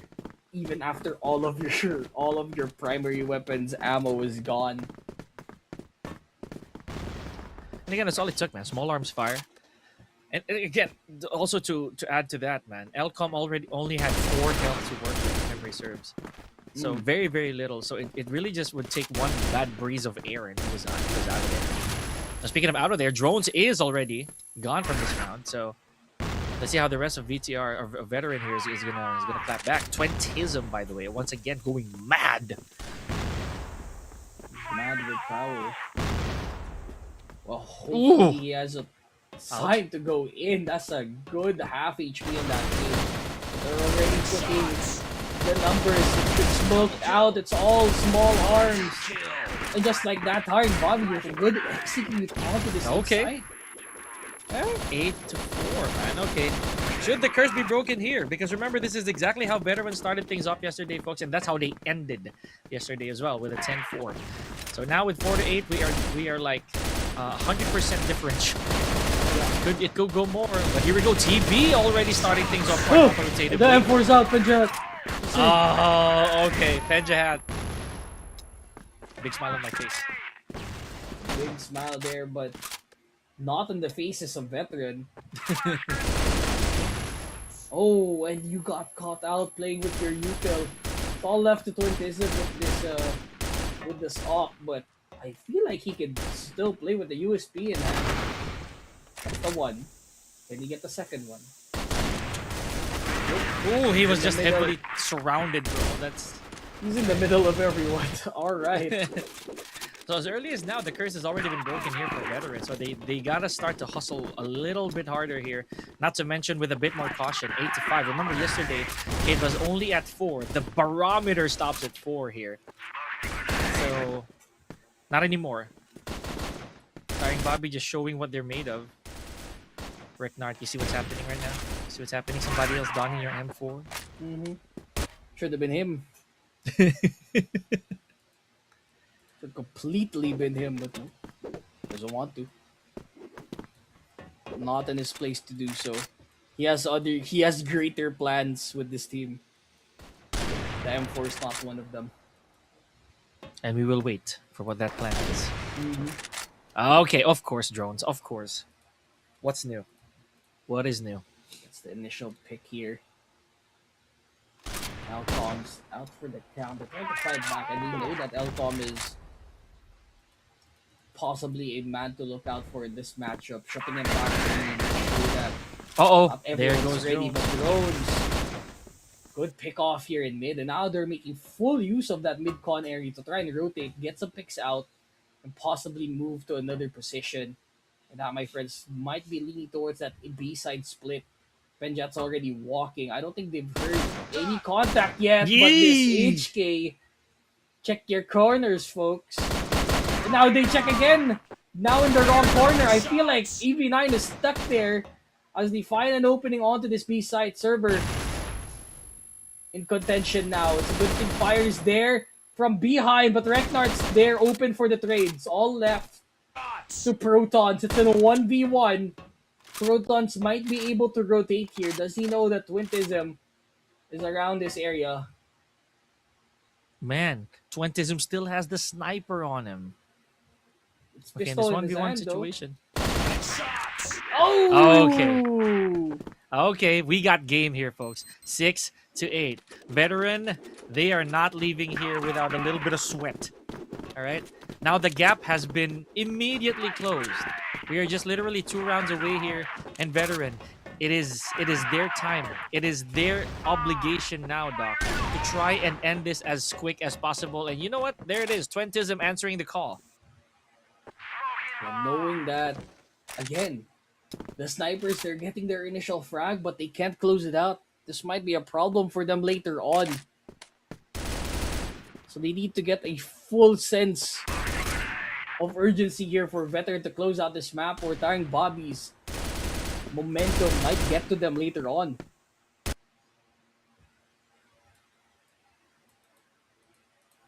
All right. Look at this. Steady does it. Twentism taking a little bit of chance here. Goes for a little bit of a wall bang. Collateral shots. Jimby, everybody be holding right now. You know, they're trying to wind down the clock. However, the objective and the pressure is going to be on the side of TARINGBABI here. They do have to go for that objective. They have to go for the plant. Otherwise, veteran is just going to test their patience entirely. They're just going to keep their heads down at the swamp. Mm-hmm. I feel like that's a better choice for them, so to say, but needs a little bit more execution from them. Less than a minute left. They're gonna have to execute soon enough here for TARINGBABI. The hold still looking great. Gets first contact with 9. They play too safe there for TB, and they get punished here by Veteran. They have the better hold. Reknart plays on the flank, and Veteran, they're 1 away from securing this first map. Yeah, I'll tell you this right now, man. Veteran played that wonderfully. You know, because again, they realize that the clock is on their side. They have to. They don't have to do anything drastic. All they have to do is just make sure that TB loses their patience. And you know, rationally speaking, you're not gonna plant below a minute. No. So they realize that okay, we just gotta let the clock tick. Now in potential match point over here, let's see if Veteran's gonna go with the same plan. However, Twentism already receiving a sizable amount of damage, but does take out one in the process. Is drones. Okay, so now we're back to the same scenario here. Same picture. Playing a little bit aggressive now for Veteran, as a different shift of tempo might bring out TB in a weird light, But trades on trades, there's only one left, and just like that, veteran securing to us first map, not in the way that we've ought it to be in a 10-4, but 10-6 in convincing fashion nonetheless. Still, they kept us to a T. There were still glimpses from the side of TARINGBABI, but at the end of the day, it's all veteran here on new compound. And I would dare say I was close to believing that veteran would be a lot closer, or rather, TARINGBABI would be a lot closer to veteran in that scenario because they slowly found their footing, right? Or at least it seemed like it. It seemed like they were able to slowly approach the bench, right? And they were gonna talk to the judge and say, "We are still here, Your Honor, and we we got something to say." But unfortunately, veteran just has a lot in their books that they can use, man. Yeah, and that time around, veteran, I think the expertise was just Too much. for TB to handle. And again, tempo swapping every single time, it's something that veteran has been used to. TARINGBABI, yes, they also use the tempo switches, but when it's time for them to hold the C4, a bit too safe. Yeah. Brings them a little bit too close there for the Sun as veteran secures this first map. I'm surprised though, performance wise. I mean, TB didn't do too bad against veteran Yeah. here in this first map. Yeah, considering how really dominant veteran was, right? From the very start of our phase all the way to this part of the competition. It just really is an intimidating sight, But I feel that TB did not actually falter at that, at that visual or at that accolade that veteran held. But I'll keep it real right now. Veteran is still at the very tippy top of everything. They didn't have to worry about overtime. Not to mention the very intelligent plays that they showed us. It just really goes to show what their caliber really is. Yeah, and something to look out for though for this matchup now that we've seen possibly who the favorites are, players to look out for. Twentism. Woo! That Every dude, single man. time, that dude, bro. Sick pickup, by the way. I'm still gonna glaze over veteran side. Twentism, Menace, look out for this guy. If he's the Masters, this person to watch. For the rest of veteran though, make sure that you are playing around this side. My goodness, he still has to fight with them still. I feel like Alcom was still the Menace to look out for TB. So even if they lose here, it's something that for the side of ColdBlooded as a person you have to look out for if ever they get to that lower bracket position. Dude, Twentism. I'm still riled up about how amazing this player has become about a couple of days here. So it also goes to show, or rather it goes without saying that I am gonna gamble my MVP title for this map, particularly to Twentism. So let's see how that's gonna pan out. Here we go. Of course with a 20 bomb, right? So basically 100% differential here from his KDs. Look at Yeah, that. I mean a bit. Yeah, I mean compared to the rest of his teammates, he is high and beyond in a different dimension. He's in a different plane at this point in time, so you have to look out for him when it comes to this game in particular. But TARINGBABI doing not so bad either. I feel like Alcom still the point of contention. Jimmy and Makrai was still there. So they need to pick up the pace here to this next map. Yeah, big responsibility, man, especially for Penjahat, who scored the least frags supposedly, and he was also somewhat the designated sniper on their side. So there is a little bit of subconscious pressure there into delivering. Now we're gonna move on to the next map here, ladies and gentlemen. Wonderful work here to kick things off, but this is the creme de la creme. Is it gonna be Twentism? Without a doubt, Doc. Yeah, I mean, not too bad. 2.0 KD, that's literally 2 kills every single round. 1.18 kill per round. 0.15 headshot per kill. But it doesn't really matter if you get it all on the body shot with that sniper. And 0.38 smokes per round. It's not bad here for Twentism. That's a Mhm. person that you have to look out for with this sniper, with this TRG, along with drones, along with the rest of the team. Veteran looking to be the favorites here for game number 1. But let's not say that we're gonna have to look at the brighter set of things as we head on to map number 2 after this quick break, guys. Don't go anywhere. More action coming right at you. Drop out, Pico on the mic. CFS Summer Qualifiers, rest of C. We'll be right back.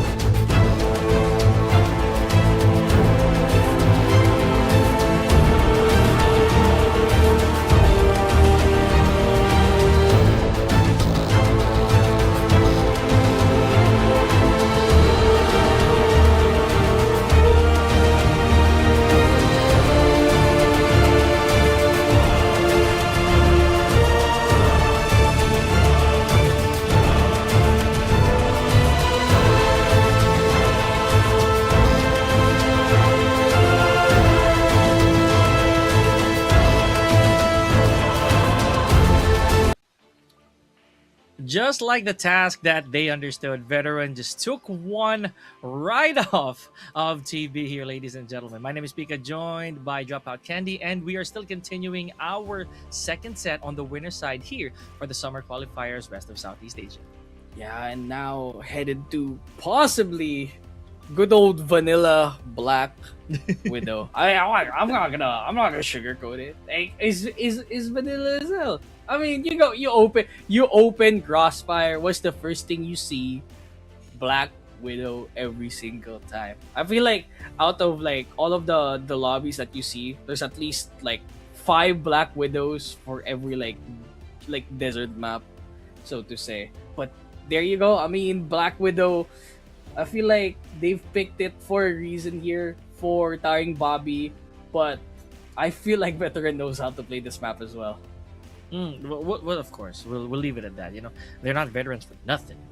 Not to mention, Mhm. momentum is definitely on their side, man. So, veteran, if there's any indication on how they're gonna play, or like if there's any signs that veteran knows what to do here, we'll see on how big the gap will be, man. I'm not gonna sugarcoat it either. I feel that veteran right now, they're not gonna allow that score line to resume the same way, or to return the same way, because 10-6, right, was a little bit that's below half, bro. That's Yeah, below it half. is below half. If you think about it, that is a little below standard right there. They'd be like, if they can go like 10-4, 10-5 the whole way, they probably would. They would. But for now, I think veteran they're okay with the scoreline too. I mean, it's still convincing for us, the viewer, but for them, it's something that needs to be improved on. Let's see if they're able to rally out and give us a better score compared to last time. But I'd like to see TARINGBABI make a fight, make their last stand here in this upper bracket. Because even if they lose, they're not out of it yet. They're gonna face ColdBlooded later on in this bracket, if ever. But if they want to get their one, they have to do it now. That they do. And you know, the ironic part is if TARINGBABI actually does sink here, they've never faced Cold Blooded. They haven't, or at least Ooh. not in this part of the tournament. So there's no information, and we don't know how this bout is gonna be. And yeah, that's something that you have to think about later on in the bracket. I feel like in terms of matchups, I feel like Bobby and ColdBlooded are probably in the same ballpark as with each other, and then veterans just up there where they're expected to go.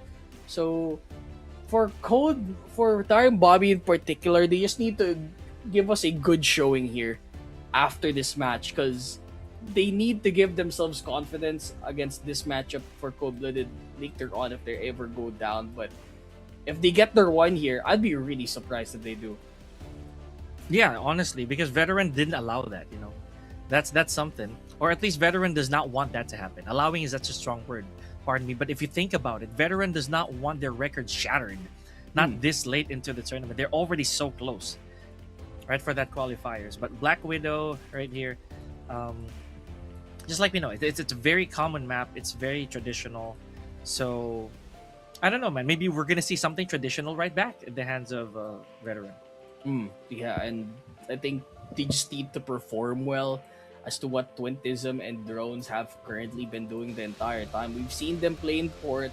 I would see them play in Black Widow as well. So this isn't their first rodeo here, and they just need to play well against Bobby. Like Bobby, they have to give us a curveball in this matchup, because if you play a little bit too safe, veteran just has the better mechanics against you. So playing a little bit unorthodox should be fine on your end. I would not be opposed to that as well here, Pika. Mm-hmm. Sometimes you really catch the new dog with the old tricks. You know, it actually might happen, right? So who knows? Who knows? Maybe veteran just has that lingering old tech that just might actually work at the most unconventional times. Who would know, man? A while ago we did see some out of pocket unchecked corner frags, right? So it could happen. So again, veteran, we're just gonna live up to the namesake, or at least if how we understood it, right? Then veteran would probably have they've probably seen it all. They've probably seen a lot of the tricks in the book, not to mention the timing. You know, veteran, they have such a weird approach towards rhythm. They don't peak a little too much. They do not double peak. They do not ego peak, right? Hardly, if any. So you can really tell that they're very calculated with the way that they approach things. Now with TARINGBABI though, I think that TARINGBABI, one of their biggest advantages right now is the fact that, dude, they have such stamina based on what we witnessed yesterday. They're able to pull through even after an overtime, a couple of overtimes. True. So they're pretty resilient when it comes to that. The problem is that they're trying to be resilient against a team that is very steadfast when it comes to keeping their lead open. So for TARINGBABI, I don't think they should rely on this OT. I think they should just rely on finishing the game altogether, because they could close out the game. Let's just not make it into OT, because I feel like you're okay when it comes to resiliency, but veteran has the better mechanics, and if that goes a bit lower than expected, veteran's just gonna eat you up. Well, that's what happens also, right? Like if you put a big dog in a small yard, as always, as we would always say, you're bound to see the alpha come forth eventually, right? So let's see if that's gonna be once again the case here, ladies and gentlemen, as we move towards Black Widow here, veteran versus TARINGBABI in our There you map number go. 2. Here we All right. go, indeed, Doc. Potentially set point here for veteran to secure their spot in Master Summer. And we started off with a quick headshot here over to Jimby. Second one kill over to drones, and they're following it up with contact plays all over the place. They have control over to A though, so they'll have to speed things through and get that C4 down. Post plant is ready, veteran they're ready for this retake, and drones just sees one right there pouncing. 4v2, Reknar's behind the place, but they're not able to get the kill. It's a 2v2 still. They're in contention, they have to watch out. And Prutons is gone, and just like that, veteran with the retake for round number 1. Again, man, it's what we were saying earlier before we started the game, even, right? Well, how would an overtime and how would resilience pay its price when they're not even allowing you to go for that overtime, right? Like, if they just want to get the job as early as possible with all their efforts, then there's really no room for resilience here. It is actually getting the job done as fast and as efficiently as possible. Look at the rotations right here on a TB. Now, this might be good. If you think about it, statistically, it's nice numbers. But how good will this boat if the gunfights do not prove to be very effective? There goes drones taking out one. Protons is out of there. Oh, but nice return fire here from Penjahan. That's nice return to sender, but veteran, they're just holding a little bit too well. Too well for them to handle. This might cost them potentially some advantage here. If you are on the side of TARINGBABI, C4 is not on their side at all. They're just waiting for a cross. And chat. Not too long in the world, and Jimmy as well, veteran. Second round, playing strong. You know, this is a bit of a sigh of familiarity. Yeah. I am sighing at the common sight of what veteran is doing right now, because it doesn't seem to change anything. Look at that. This is what I was saying, man. Even if TARINGBABI actually goes with their entire troop, the entire buddy system in play, how sure are we that it is gonna prove effective against the gun skills of veterans so far? Look at that. No damage, or rather no casualty yet on the side of veteran. Even drones, man. He was a look. He was a dead man walking, but He's still still able able to to pull live. through. Yeah, exactly, man. Dead men tell no tales, and veterans, they're not dead. They're telling their tales the entire way through, and veteran making sure that this lead is on their side every single time. TB, they need to find a way back, and that's a nice opening to start this round out. Fires can they get a frag? Yes, they do. Gets to back away. That nade almost pops him to a key and drones. As well with 1 HP. They still live though. Now it's a 2v4. They have full advantage of their 2v9, able to take a frag. Make that a second one. As they recover though. Retake over to A. That C4 is stuck in mid. Dude, how and why is this happening? There we go. Fires though. Okay, just a little too overzealous there on the potential peak, but yes, here we go. Finally, a commercial break for veteran right here. They had to give that up. They played that a little bit wrong, allowing one round on the board here on the side of TARINGBABI. Yeah, I mean, for them it's fine. It's just a setback for veteran, but knowing that they can very well just reverse the tides, I could not be afraid of this scenario for them. All right, look at this. Just some separation, right? There we go. Finally, first blood drawn here on the side of TARINGBABI, but no, they fell like flies just like that. Penja had left to deal with all this predicament. Oh my goodness. Yeah, he does. He has a TRG, but I don't think this is gonna help at all, my brother man. All alone there with that long peak. C4 nowhere to see there it in is, sight. Mars is there, but there's too many people looking at him. Not too long with the world there. Just like a pack of velociraptors, man. They just set their Eat it sights up, bro. Yes, right? Oh, veteran. This is also what we mentioned earlier, Doc. If in this case, Veteran a while ago, this may not be according to their standards. They don't want to have to prolong the agony here both ways, not just for them, but also for TARINGBABI. They want to get this over with as fast as possible. Okay, big smokes right here in walkway. Protons. Slowly, is he headed towards danger here? Oh, there's a head. Okay, yep, there it is. Reknard is an opening. Boom. Second one though for Twentism. Fires though looking at a stable point in that A side, but again, they're just holding every single time. It's a 1v3. Reknard not able to hold Penjat. Not too long with the world. 5-1, dude. This is going fast as butter. This is like shades of that cold-blooded CUEK on that second map. Yes. Big difference though. It landed at 7 before the breather, but now 5-1. Sure, this is a good start on the side of TV here, picking out drones immediately. But let's see how long that's gonna last, man. We've seen a veteran here, specifically in the hands of like say Twentism, right?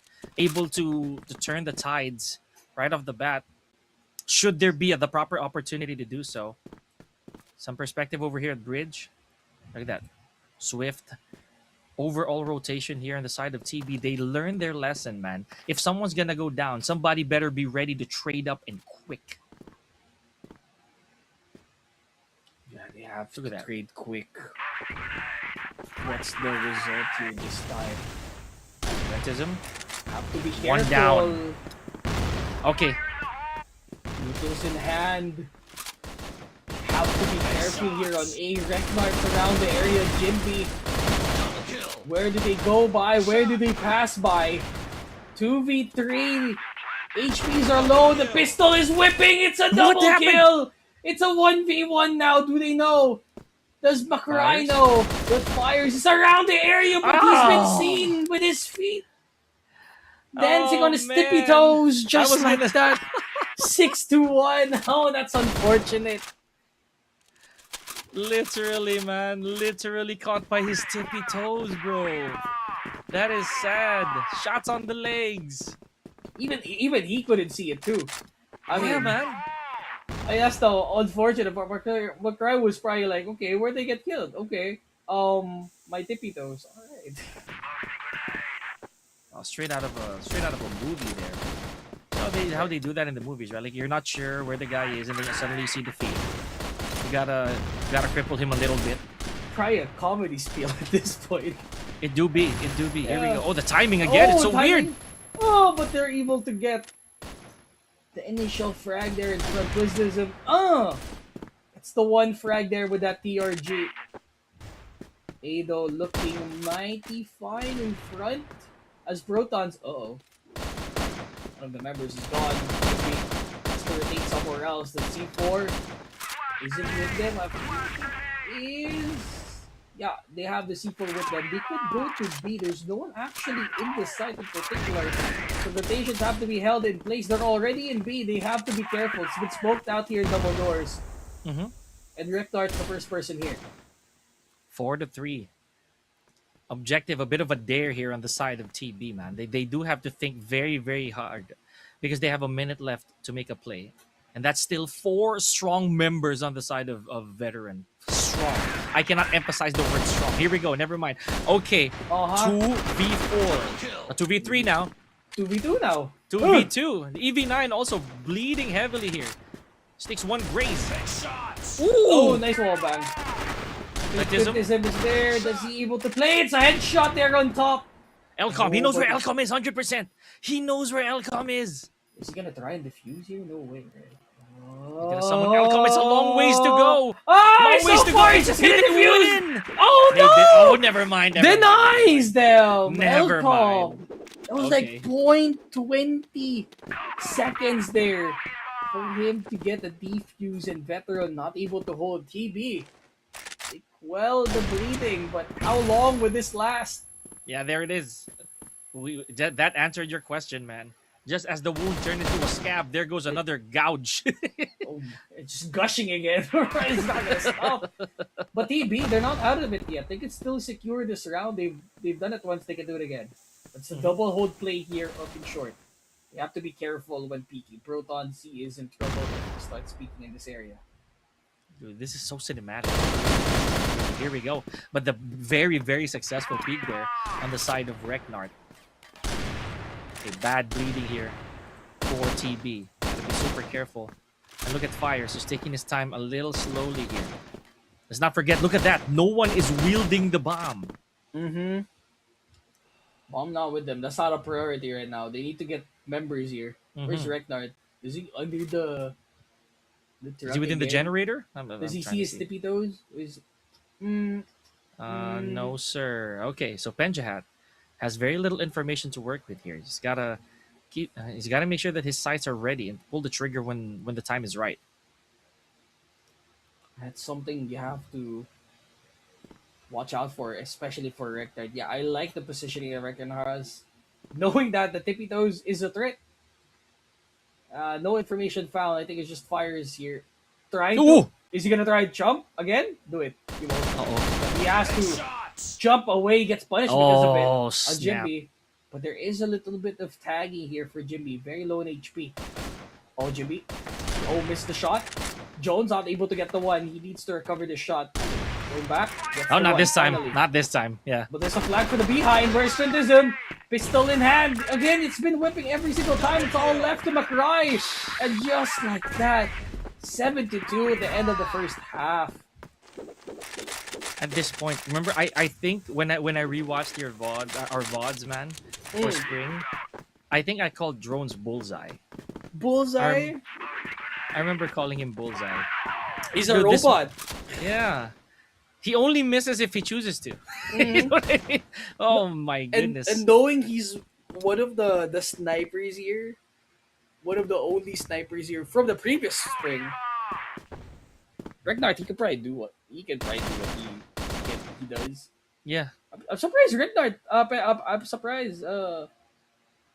Drones, yeah, they're still playing double sniper here. Forgot to Mhm. swap sides. So Penjahat is playing on that sniper role. They have to be careful now. Playing on the C4 and this veteran squad is looking to pounce here. They need 3 straight to secure, and already the start of the round. I like this. Good frag to start their round out for Jimby. So far, so good. And now they do have the objective on their side, man. Veteran understands that. Okay, we just need to pick up one more. Okay, that is all sad audition on the side of a veteran right there.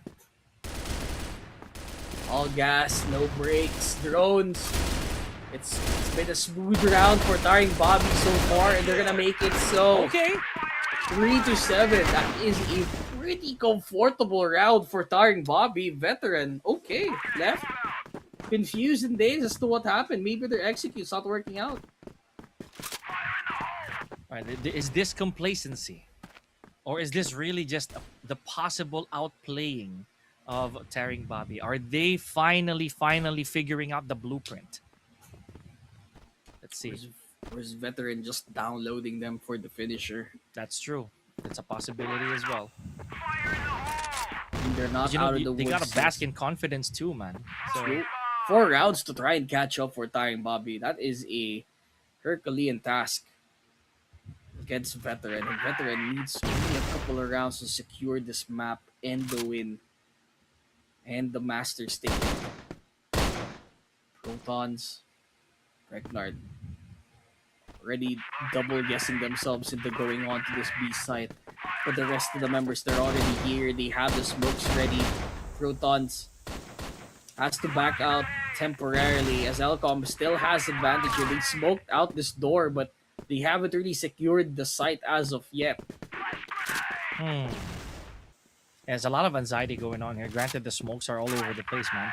So they don't want to overextend and fire right into the dust. But here we go. Finally, when they make some contact, that's one down on the side of TARINGBABI. Make that a couple. Almost out to our third. Protons is out of there. Less than a minute to go. No objectives needed. And once again, Veteran testing the patience of TARINGBABI here, man. 8-3. Remember, they were the attackers, or they are the attackers rather. But for that round, no sir. We are playing D this entire time. Yeah, it was a clean sweep for TB a while ago, and Veteran just like, You guys are proving their point. I mean, clean sweep back to back. They're not holding back this time around. Only a couple more if we finish it, and just like that, Twintism with a kill. Reknar to follow suit. And the members of TARINGBABI left to defend on their lonesome one, only to hold here for Makrai. And Twintism is already gone. There's one in spawn, but Proton's trying to help his teammate out in a 2v2 now. Executed perfectly. But now it's a 1v2 as Elcom sacrifices himself for information potentially. Proton's the only one left. Oh man. Two perspectives to look out for here. Yeah, that's what I was talking about. You see how Protons was left looking left and right, dude? He was left trying to swing from side to side because not knowing where, when, and where. Like you said, there was a bit of information to try and disseminate there, but Protons is just, he still is at a numbers deficit. You know, it's 4 eyes are always going to be better than 2. 4 eyes better than 2, and that leaves Veteran on the cusp of qualifying to Masters Summer once again, and all it takes are some utils and the elimination of the entire team altogether. Contact made. Penjat's gone, but still advantage for the side of TARINGBABI. 2v4 now. The rest of the members are in a long, so they have to make a break for it. Drones, they're looking forward. They get through the smoke. It's a 2v2. They've colluded now. Jimby is from the behind. Fires, they get eliminated. It's all left to Drones here. The point person for Veteran the entire time through. Able to get the headshot. Does he finish it? Not quite. TARINGBABI, they hold on by just a thread. There is a pulse here for TARINGBABI. And now they have to make use of whatever it is on the... Oh, wow! Jimby already taken out Twintism. That's a huge leg that you just shot off right there. That means no snipes, or at least one less snipe up until the end of this round right here. Look at that. We're even Stevens here, 4-4. Let's see if Protons is going to get a little bit of vengeance here. It's a slow play this time. They just want to make it simple for the side of TARINGBABI. Sees information here for Benjahat. EV9 needs to be careful to try and rotate out of door. Yep, smoke still needed to be used.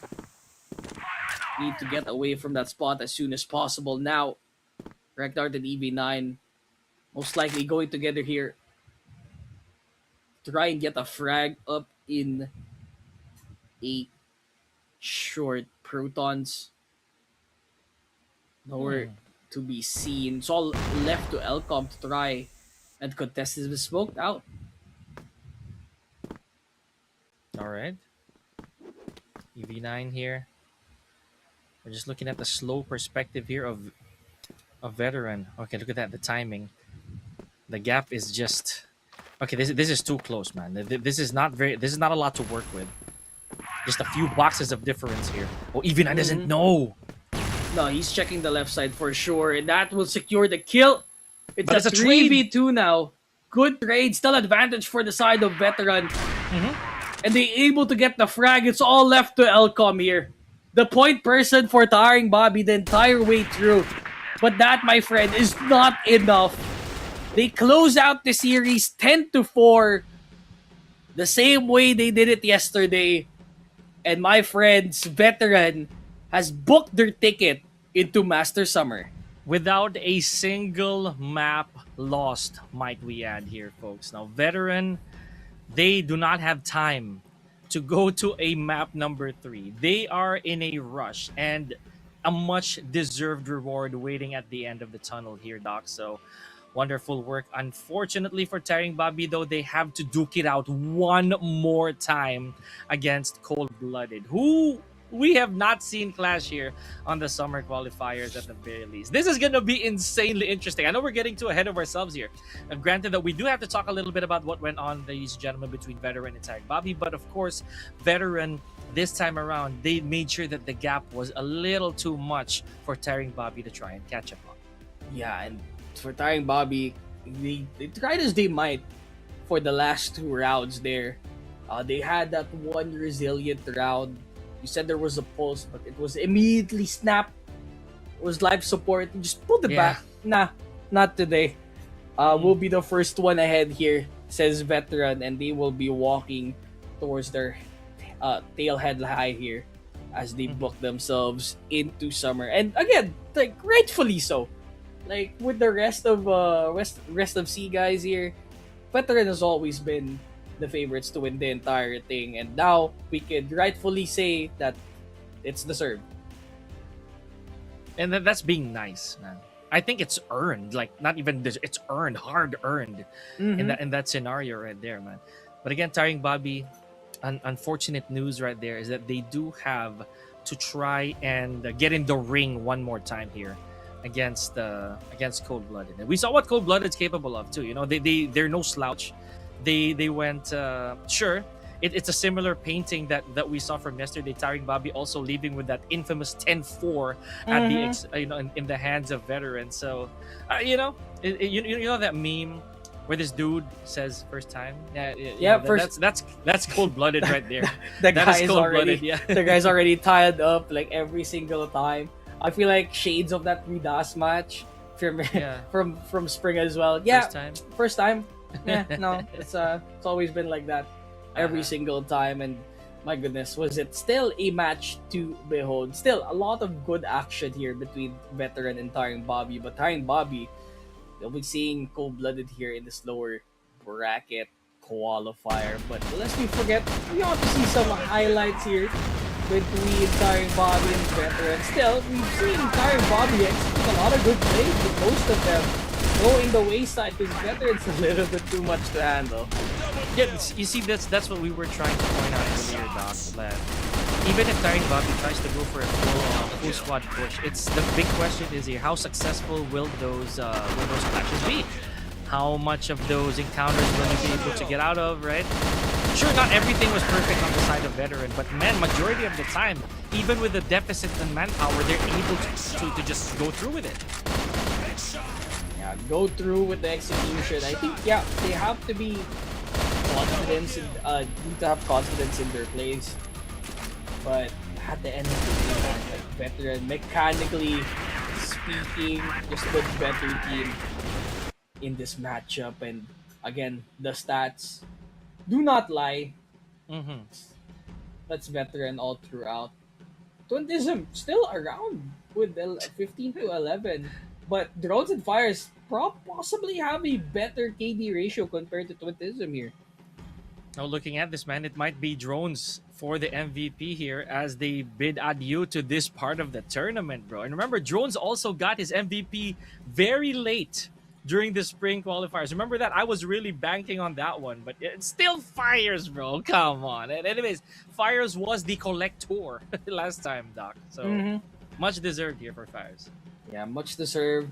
2.5 kill death ratio, 1.0 kill per round, 0.4 headshot per kill, and a 0.57 smokes per round ratio. Fire is not doing too bad here, along with the rest of veteran. So set MVP not bad for Fires, but yeah, I mean, let's not to say that the entire match MVP was presented for Fires. Oh, surprised that it's not Twintism here. It was not. It was not. A 1.73 KD total, 0.87 kill per round, 0.50 headshot per kill, and a 0.50 smokes per round ratio. So match MVP Fires, he was able to catch up here. We thought it was Twintism's time, but he got his flowers yesterday. Fires will be the one taking charge this time around. Congratulations to him and the rest of veteran. We will see them soon in Summer Masters. And while that is, man, veteran will be riding off into the sunset, leaving the rest of these teams to actually duke it out, ladies and gentlemen, in our final set. Supposedly here, Doc. And it is gonna hurt. It is gonna hurt bad because we're gonna have to say goodbye to one more team. But for the meantime, ladies and gentlemen, catch your breath as we will too. We're gonna be headed to a short break. Peek and drop out candy here on the mic. Don't go anywhere. We will return.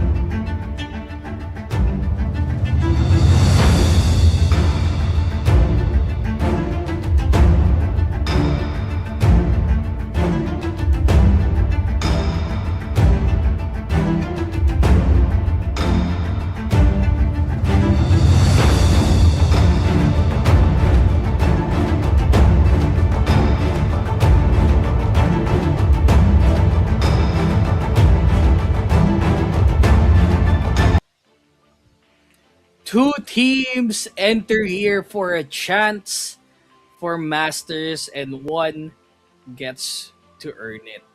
Welcome to CFS Summer Qualifiers Rest of C. My name's Dropout Candy. With me is Pika, and this is the ultimate last match for today. Cold-blooded versus TARINGBABI for a chance to qualify for Masters Summer here in CFS. Again, it's safe to say right now, man, that a veteran just really shook off the dust, right? They basically dusted themselves clean, headed straight there without a single map lost. But I cannot say the same for these two, man. These two teams, they have to fight tooth and nail, right, out of the abyss just to try and get the same opportunity as veteran, albeit a lot tougher. It's tougher to handle when your first opponent is possibly the best player in this setup. But now we're checking towards what we're going to play towards here in this final set for today. We're heading to Oh, Black Widow Port in Sub Base, three maps that we are all too familiar with here, Pika. Oh, that is funny. Honestly, the fact that Port was supposedly Port was the decider, right, from earlier Mm-hmm. today. Now we're finally seeing it head back to the mainstream, or at least to the main picks, right? And sub base is just peeking over the terrace here. Let's see if that's gonna be the case. If we do make it to our decider, then we're back to sub base. This was a stressful map yesterday. It Doc, so was. let's see if sub base is gonna give us a break here. Hopefully they do, but I'm not expecting too much here. Mm-hmm. Lo and behold, though, we didn't see Ankara this entire qualifier. We saw it being the decider for the last map, but we've never actually uh, commentated on it. So Right. sad for you, Pika. We have to see next time. Oh man, it is what it is, right? But Ankara, I still wish you well. Like, if we do catch you in the near future here. But again, this right here, as Doc iterated earlier, this is the final straw for both these teams. And I'm not talking about a straw just to take turns or whatnot. It is a lifeline, if so to speak. So Hmm. this is one last hurrah for both these teams. Yeah, whoever wins gets to qualify. The other one, oof, you're gonna be kind of tilted if you don't get to qualify here. You were one match and set away from qualifying, and you stumble at the last moment. I don't want to be any of those two teams to witness it, but someone has to go and someone Mm. has to qualify here because that is the reality of summer qualifiers. It's an insanely painful sight to behold, honestly, because I know that these teams, right, regardless of the outcomes, I'm gonna go back to CUEK Mm-hmm. as well, where they had to leave this entire qualifiers zilch, bro. So that's an even more bitter pill to swallow, if so to speak. Now these two teams, while this is still a bit of a bittersweet moment for each of them, because okay, we're on the loser side, we're on the lower bracket, we still have one more shot each, but something has to give, and someone has to really say goodbye. As you mentioned earlier, it's such a painful experience to be so close yet so far to qualify, and that's exactly what this is, man. Yeah, this is something that has to be said and has to be settled here for this last setup for today, and what to begin and to start on as the good old Black Widow. We've seen this already. This is Mhm. not new to us. We've seen Oh boy. Veteran take it over to TARINGBABI. Does TARINGBABI remember what they've done to Veteran? That's what they need to remember this time. That they're not facing against Veteran, they're facing against another completely new team here. Oh boy, oh boy. Okay, calm before the storm, as the usual, man. The formula is as it is. Now, maybe here's the thing, man. What if they both actually did learn from veteran? What if they both took some plays out of the book? I wonder who's gonna start to do the same exact formula as what veteran was doing. You know? Yeah. Oh boy. What if? This is a big what if, Doc. So Mm. we're not saying that in finality. But look at this. We're winding down the clock. Not even any utilities at hand. Holy no! It's silence, bro. It's too quiet right now. It's deafening. No one wants to Ooh, draw not first anymore. blood. It finally does. Penjat, though, first frags come through. TB get first sighting here. So good. Yep, there we go. Oh, they're not able to get this plant down, and it's all on the side of TARINGBABI. Good start here. Okay. I like this. Remember, these two teams, man, they played and they witnessed different paths coming here, with Cold-Blooded being somewhat I'd say subliminally blessed by oh, what happened there? Okay, we'll get back to that in just a bit. I was saying that Cold-Blooded was subliminally blessed by Veteran, right, having to face them very early on, whereas TARINGBABI had to literally go through hell and high water just to be here. So it's a different grind altogether. So who's gonna emerge on top? TARINGBABI so far looking good here. Is this gonna be the testament that the more wounds you have, the stronger you get? Hopefully not, but Mm-hmm. what a great way to start for TARINGBABI. They have not settled the score yet for Veteran, and they're unleashing it all on poor old Cold-Blooded. Uh-oh. Not good here. Watch out. Suddenly in a 3v3 scrimmage, Kuro's still around the area in B. There's only one holding this sight line. Penjat has the angle to check, but no one wants to peek just of yet. They're gonna wait for Yuto to come down, but no one How? doesn't find anyone. He gets shot out of the water. That's some expert utility shown here for Cold-Blooded, and it's all McRae. Not quite. It's around for Cold-Blooded this time around. I am more surprised how Penja had, after the hard scoping that he took there, buddy, still botching that shot. Oh, he got Again, flashed, no bro. shade, right? No shade to Penja had, but that was an insanely hard scope. Oh man. It's a hard scope to swallow, but my goodness, trade zone trades, Cold-Blooded. They get two at the same time. Elcom and Penjad nowhere to be seen this time around. Okay. Double wood in here. And Swifter just boldly walking towards the door, bro. Like, you can really tell the confidence of Cold-Blooded over here. No one in their right minds would go through mid doors like that. Or walk towards it. Okay, here we go. 4v1 Jimby. Yeah. Being stalked on by the pack of Velociraptors here, but still punching back. Like I said, any cornered animal will still peck. Oh, but Cold-Blooded able to settle the score against TARINGBABI this time around.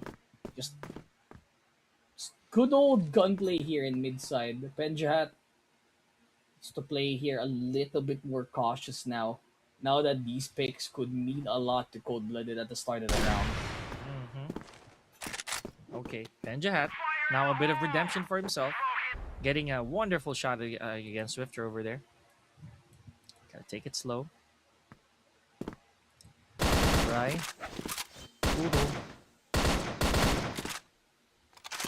Okay, one bit of motion at a time here. And now, this looks like it's going to be a very interesting tug of war here, Doc. Back and forth the teams go. And now, TB just playing by the clock here. Understanding. You see, this is a big chance that Veteran has imprinted a little bit of knowledge here for both these teams just by playing. Yeah. Just by playing, they're able to just take control of this map. Bobby, they don't really have to do much. Look, there's someone already so far up in that in that B water spot that they don't have to hold anyone else here in B. Oh boy. They're just faking it. They know that they're just faking the play here. They know Jimby is the only one here, so they're trying to fake the illusion that there's no one here around the area. Gets found out. It's one kill secured. Okay, but at what expense though? Jimby Now they know that Jimby's down there. Okay, here we go. Makrai donning the snipes now. TRG still fatal in his hands. Kuro though able to retaliate and Eclair. Mr. 6.55 KD. Woo! Penja. Oh man, Penja hat with the once again the redemption arc here. 2-2.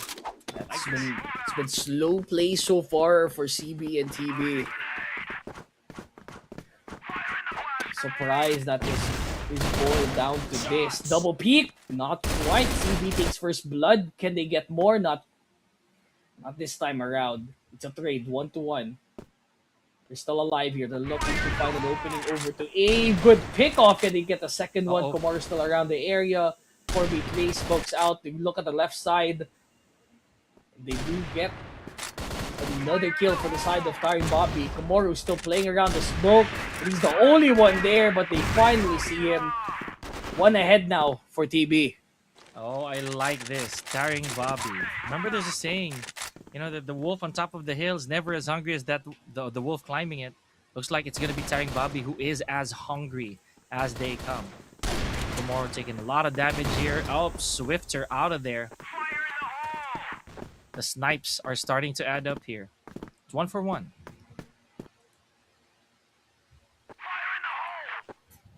Uh-oh. CB, you have to be careful. It's right there in front, TARINGBABI. Snipers are out. It's a 3v3 trade. Komaru is very low in HP, but they finally secured the kill. Kuro, last man standing. Oh, he does have to. He has to dodge the fireworks here. Kuro gotta position himself properly. Okay, there's information, but no. The movement of protons, you're able to get them another round on the board, man. TB looking sharp right now. 4-2. Oh, this is what we were talking about, Doc. It's so difficult now to tell who has the upper hand. No one for sure, but CB. Okay. They're trying to catch up in terms of the scoreline here. Makrai has the setup in hand. Elcom looking a bit confused and dazed. The scoreline's not matching up to what we've been hyping him to be, and Makrai gets eliminated here. 5v3 now as we try to enter onto this A side. Any opposition found out. Jimby alone. And he gets caught out as well. Okay. Third round for CB. Okay, I like that. They're slowly making their way towards this even Stevens. The possibility of a 4-4 here. Okay, okay. So there's a big chance here that we're going to be seeing that first. Or not. Okay, here we go. TB Jimby.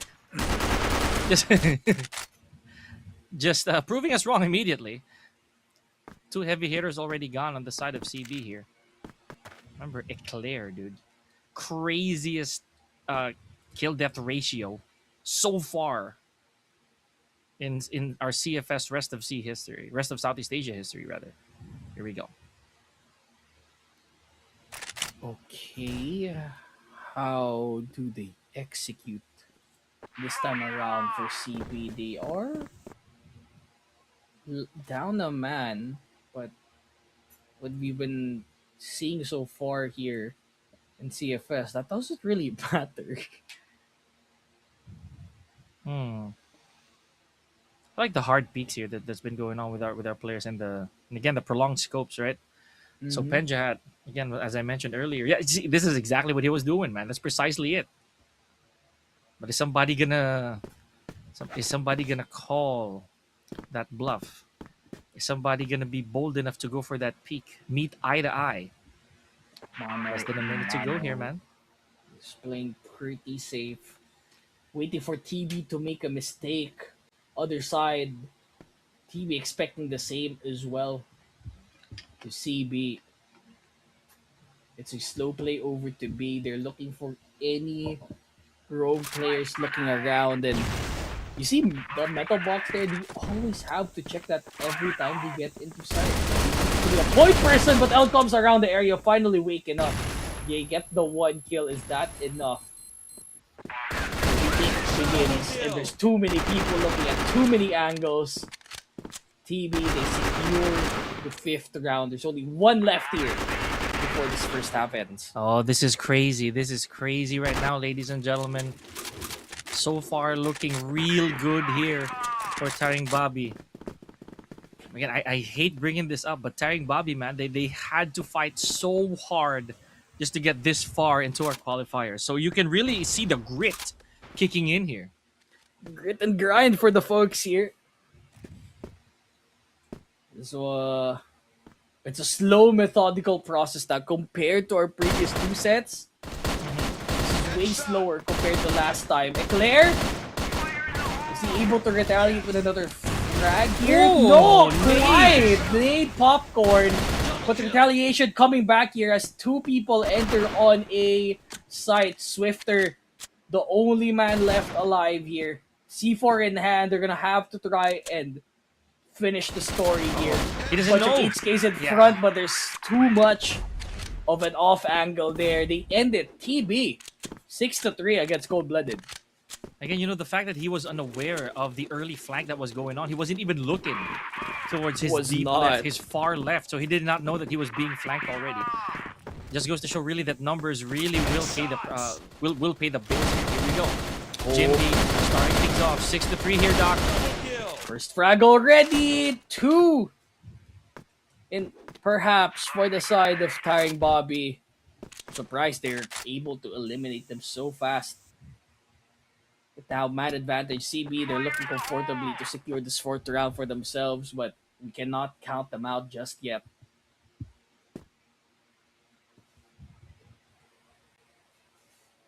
And once again, a bit of a ceasefire here for both teams. Understanding that the numbers could definitely change. Look at the health differential here for both teams. So TARINGBABI, as much as they do have the lead here, it's not a lot to work with. Both Jimby and Komoro unable to take any further interactions. They gotta stand still. And the biggest question here on the side of TARINGBABI is, are they willing to go for the objective? Because that's one way of drawing the opposition towards them. You see how Makrai, he does have the bomb. Now they're gonna have to force CB into a pinch. This pinch up in A.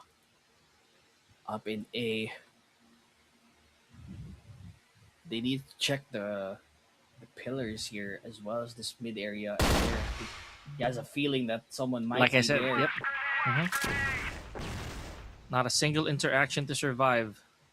Now Makrai and Penjahat, they do have they have to muster up every yeah, just like that. Just like that, but no, Makrai left to rot by himself. 6-4 here. Left to rot there at catwalk. They get to secure one more round for CB to even it out. TB, they need to catch up once again. That's a great way to do it. You know that Komoru's in a site and they secure it. The rest of the team scrambling to find a way through, but they're smoking out the rest of the areas here. Especially in that window where some frags could matter. Raiden the only one left. Yeah. And even that, my friend, is not possible. Clean sweep for TB. So far looking real good here for both these, basically for TB here. But CB, you know, I know they have some valiant efforts moving forward. I just don't know how they're gonna recalculate their ways here, man.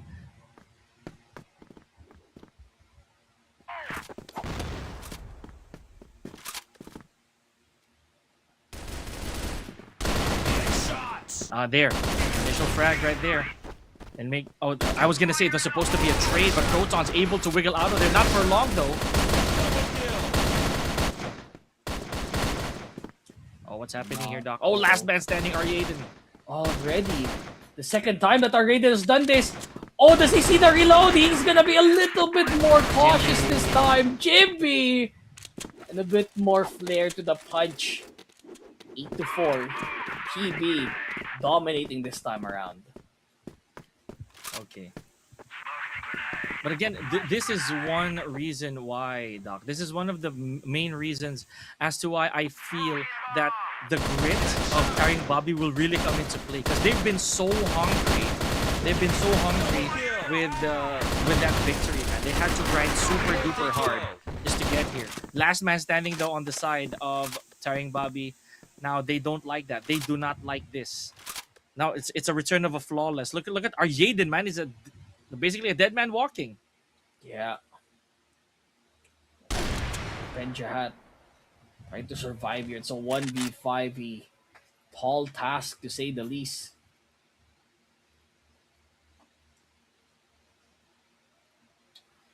No way he tries and goes for this.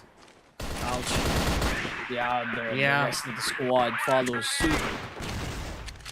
Not too shabby. And they signaled the flare, man. The moment that they saw Penjahat, oh, it's that's the cue. You gotta come in here. Last man standing out in the open, might I add. But now 8-5, not really a long haul. If you think about it, should CB be able to turn the tides here, then TB will still have that momentum swinging towards their end. Kuro, let's see if you see something from Long here.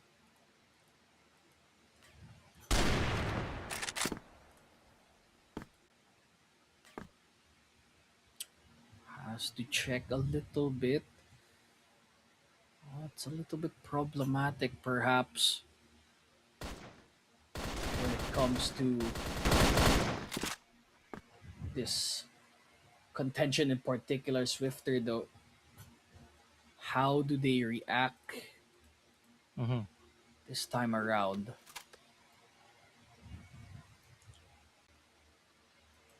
I like this, man. I like this. I know that TARINGBABI here realizing how much lead they have. You see, they also don't have the objectives right now. They're trying to wither out the patience of CB. Let's see how ColdBlooded is gonna like it. Swifter already had so much damage on his end. One interaction could kill him. One interaction, yes, they do. TB, they're trying to fight back after all of the point and contact has been made. It's all left to Kuro. And TB, they are a point away from securing this first map for TARINGBABI. Man, you know, I've become a believer of TARINGBABI after all this. Here we go. The commotion ensues. 4-3 here. Jimby just relentlessly pushing for the side here. It's all chaos here. And the Claire's trying to move towards pillars are raided from the behind. Might actually get the jump over one of the members here for TARINGBABI. And that they do. It's a 3v3 now. Post-plant scenario. And not a lot of spots to hide here for TARINGBABI. It's just all gunplay for now on. Raiden in the long spot. Needs to come in clutch. Gets the one. Can they find more? Not quite. Komoru's the last man standing up in the same spot from last time. Jimby jumps up on top of truck so he does doesn't know not where Protons is. get on his tippy toes. And Protons, he finds him. 10 seconds, 8 seconds. The time is ticking down, and I don't think there's any time remaining. TARINGBABI securing map number 1 in Widow against ColdBlooded in convincing fashion. Allowing the chaos to ensue, my guy. Scorched earth, as we would say. It's just what a wonderful, wonderful ending right there, man. Boom! It's 10-5, right? In a beautiful, beautiful ending, with of course the objective just sealing the deal right there for TARINGBABI. Again, it's insane. It is insane. Dude, if we're gonna be real here, like I did mention a while ago, TARINGBABI, they were so hungry getting this far, as comparative to how ColdBlooded was. Again, not to take anything away from ColdBlooded, you know, as I mentioned, they did get some sprinkle of skills, having faced a veteran leading into this. But man, TARINGBABI, they had to go through the abyss just to reach this point of our qualifiers. Yeah, and TARINGBABI, they are one step away for securing their spot here in Master. ColdBlooded, they need to play catch up. We need to see some glimpses of hope for them. But overall, TARINGBABI and ColdBlooded, up until the second half happened, it was still pretty close in this first half here, Pika.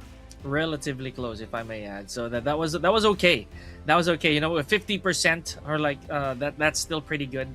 It wasn't really as badly of a domination as we would say, but at the same time, man, TARINGBABI just really ahead of the curve on that one. Not to mention they were playing things perfectly. They changed their pace, not overextending. There were some instances of overextension, but at the same Mm-hmm. time, they had to do it. They had to fish out some information moving forward. That wraps up our first map here. So I gotta give a slow clap to TARINGBABI for that. That was Yeah, I think Penjahat gonna have to be person we have to look out for in this entire matchup, so to say. But I think the rest of the members for TARINGBABI, they held their ground against Mhm. ColdBlooded here in the especially this first half where it could have gone either way. They still were able to present to us an even scoreline here before the second half happened, and then TARINGBABI just exploded, caused chaos throughout the place, and went very aggressive when it comes to attacking. Mm. And sometimes it's also quite unpredictable on the side of TARINGBABI. They would be fast, they'd be slow, they'd hold, they'd push, right? So really, really good signs of how a team adjusts every now and then. I can't even name a certain scenario where I would say that TARINGBABI would have completely done the ball entirely. I did put the hot seat on. I did put Penjahat on the hot seat after missing some shots, but he really redeemed himself immediately after that. Chippy was the point person here the entire time through besides Penjahat. The rifler showing to us how it's done. I think he dropped a 20 bomb here. Yeah. Yeah. Mm. So, I mean, Penjat's always a threat with the sniper, but you have to watch out for Jimby here. Mm. Tayo time, true. That's an amazing stat to withhold, right? For Jimby. Let's see if he is actually going to walk away with the map MVP. I want to see that. There's a huge chance that he is, right? And the fact that there's only one player on the side of TARINGBABI who walked away with a single digit elimination or fragging, that says a lot, right? So good job to Elcom regardless, man. Maybe a little later, Elcom will be that guy who will have the spotlight on, and without a doubt, of course, Jimby, 2.5 KD, wonderful work. And again, the rest of the numbers speak for themselves, Doc. Woo. I'm excited to see what goes next. Yeah, Jimby barely a care about that headshot per kill, by the way. 0.05. That's not even like a kill every time. That's like one kill the entire Mhm. kills through. But doesn't matter. If you get the kills, it's all worth it. And for Jimby and TARINGBABI, they are very well into to give themselves an opportunity to head towards this Masters event for summer. But we have to give you guys a little bit of a short break, guys. When we come back, Port is the answer that TARINGBABI might be facing. ColdBlooded needs to play catch up here. They are at the edge of our seats. Drop out here along with Pika. CFS Summer Qualifiers, rest of C. We'll see you guys after this quick break.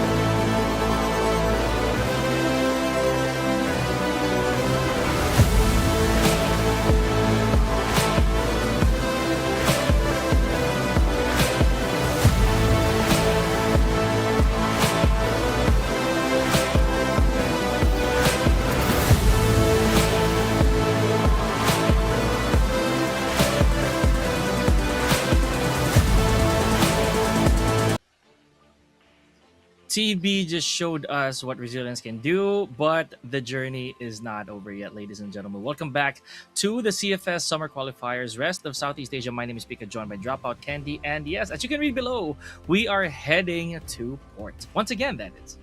Yeah, that's gonna be potentially the final stand here for Cold-Blooded if they don't take it over to TARINGBABI. And this is a seriously demanding spot if you are on Cold-Blooded.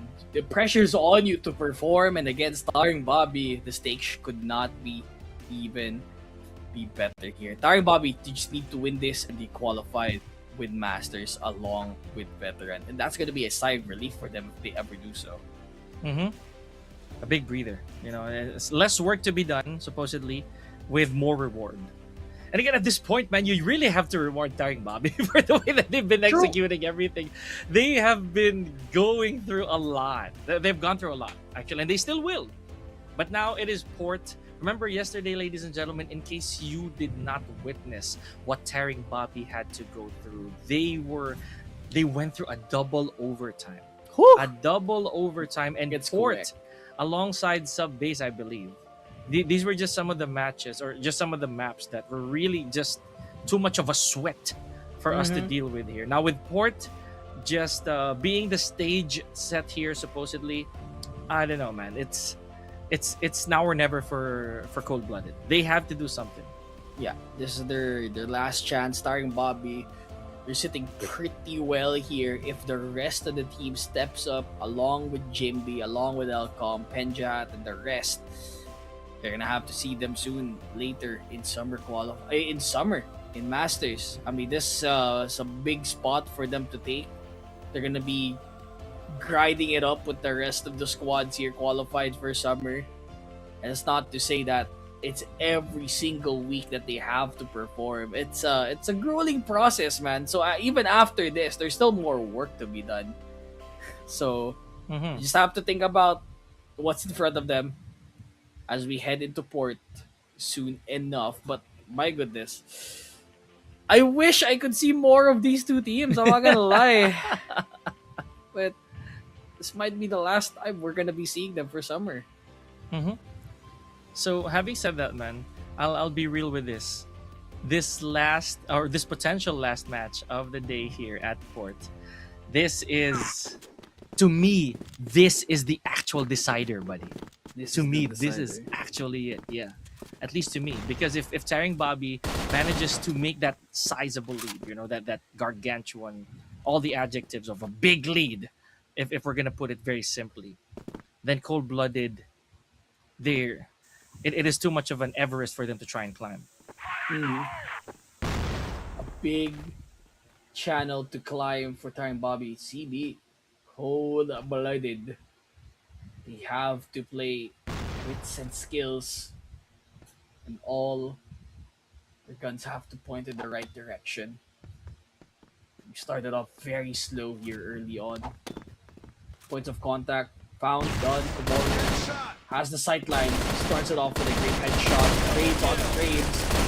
TARINGBABI not gonna be going on top this time. It's Cold-Blooded taking an early lead here, one ahead, make that two ahead, as Jimby's the last man standing.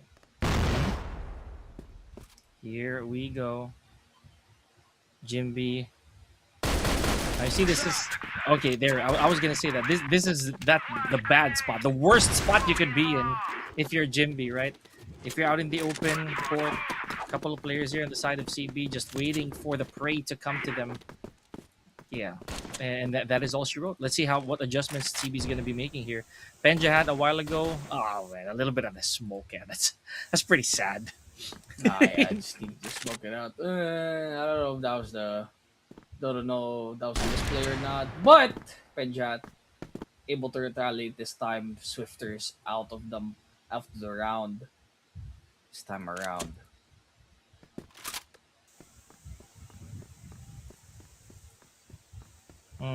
Here we go, Jimby once again. From his perspective, now this is also very well expected here, ladies and gentlemen, that we're gonna see a lot of truce, a lot of ceasefire from our teams. They gotta be uber cautious here, more so on the side of TB here, because they already have a steady footing with that one win lead. They cannot afford to overextend here, like overshoot their plays, if so to speak. Not to mention right now, they do have the lead. All they gotta do, or at least they have the privilege here of going for the objective should they choose to. Here comes the engage. This time, Eclair not able to muster out good kill ratio. Tomorrow gets a double, not on the triple this time. Protons lives by just a thread, and TB fight back with one round of their own. Now, that was scary for Protons, man. He could have been gone like immediately. I could not even see how little health he had. Like if you look at the bar itself, you you cannot tell if that was 1 health or point 0.5. Oh, obviously there's no point 0.5, but here we go. 4 to 5 here. So far, Kuro drawing first blood at the expense of Jimby. Yeah, Jimby looking pretty strong this time. Jimby gonna be experiencing Oof! life after here. Skomoro very low, has to play in the angle, gets another kill. Kuro and Swifter all alone, and they are separated on two maps. Two sides of the map, they are so far away. They have to wait for just a little bit for an engage. But they don't know Kuro's the only one there. If they get him, that's the plan. Yeah. Here goes Swifter. Left to deal with not only the objective, but 2 players more. Uh-oh. Oh, okay. Hold that thought, though. Swifter, still alive and kicking Protons. Is he going to be able to stand this? Oh, man. No, I was going to say that. I was going to say that, man. Track record says that Protons may not be the most effective last man standing. Yeah, and Swifter able to retaliate there. Pedjahat, the point person to get the man there up in B. Not able to secure it, and that leaves ColdBlooded one ahead here in this matchup. Oh boy. Take it slow. So again, you know that usual spot right there. Swifter has claimed territory of that, bro. So let's see. He's going to be able to pick one off. We've seen some miracles happen at that very peak corner over there near the long.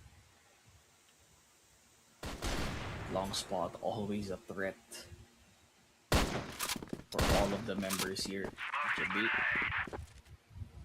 needs to be a little bit careful here when it comes to the engages.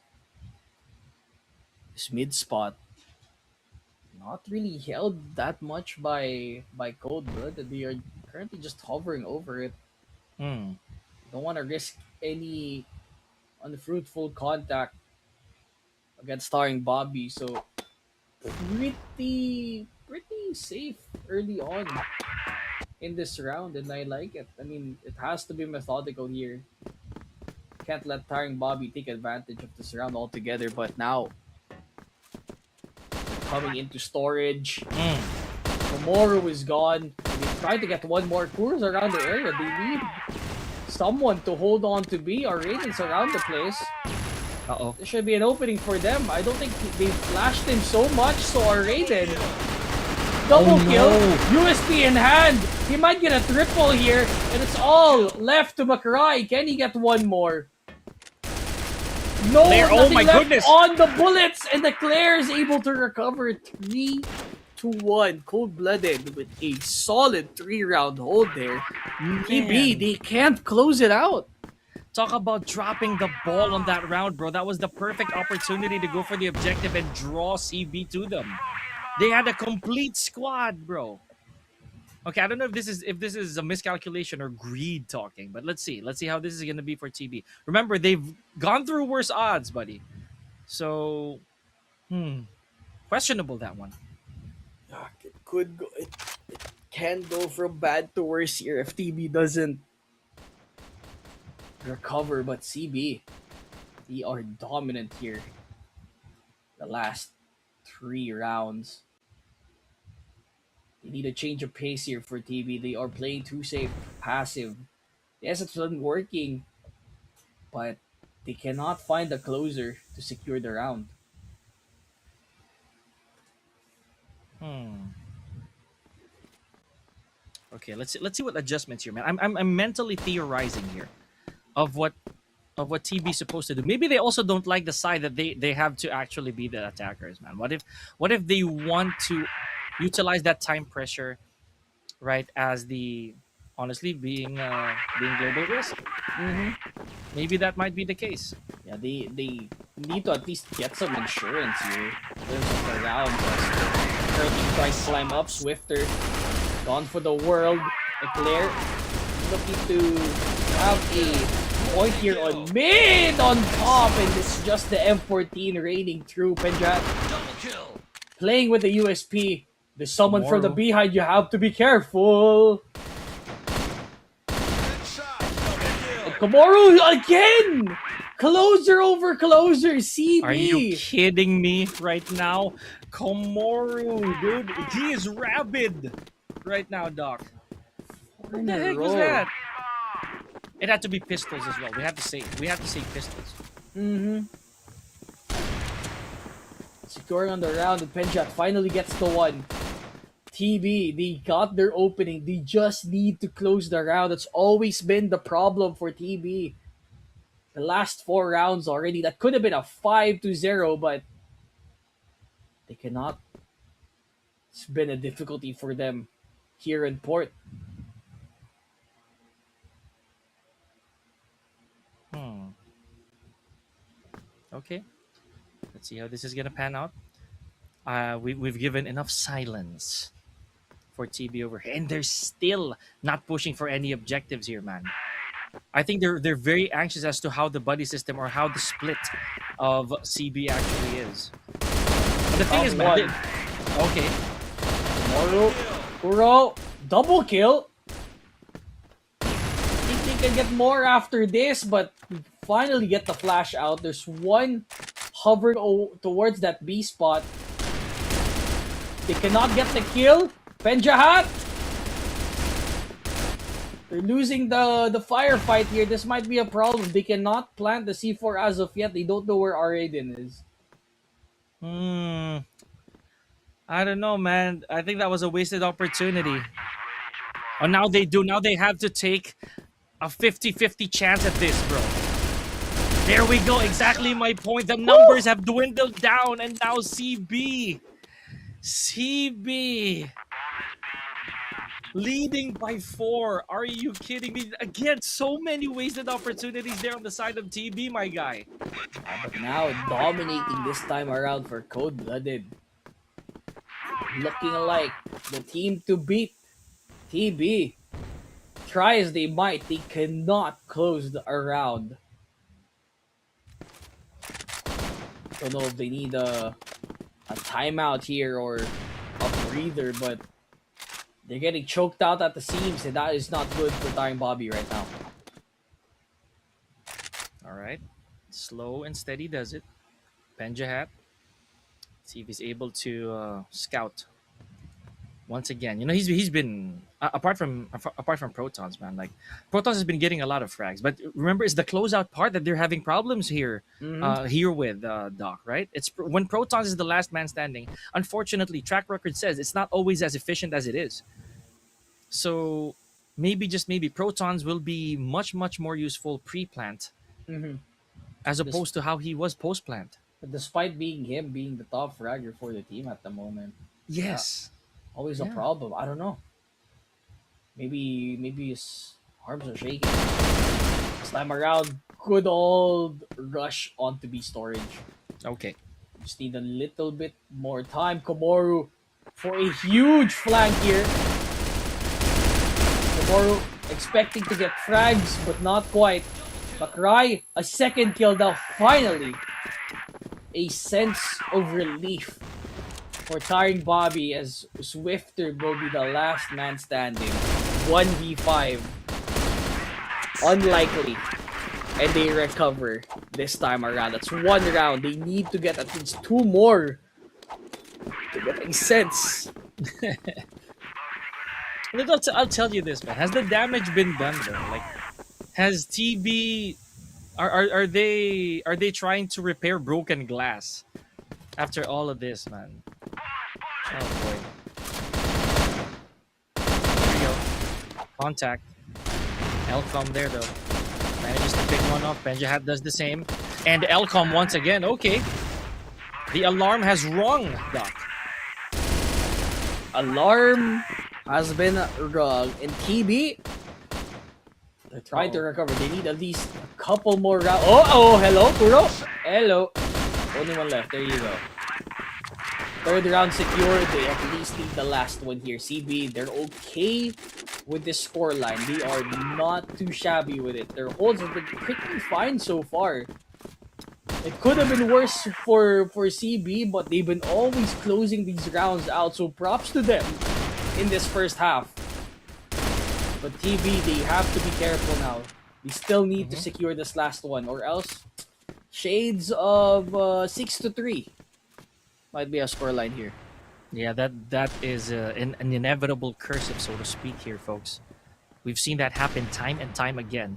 Now, should this be a 4-5, then the climb will be a little bit easier here. We have seen them do something similar before. Oh my gosh, look at the damage on the side of Jimby already. Elcom, though, okay, returning the favor. Now we're 4-4 here, Doc.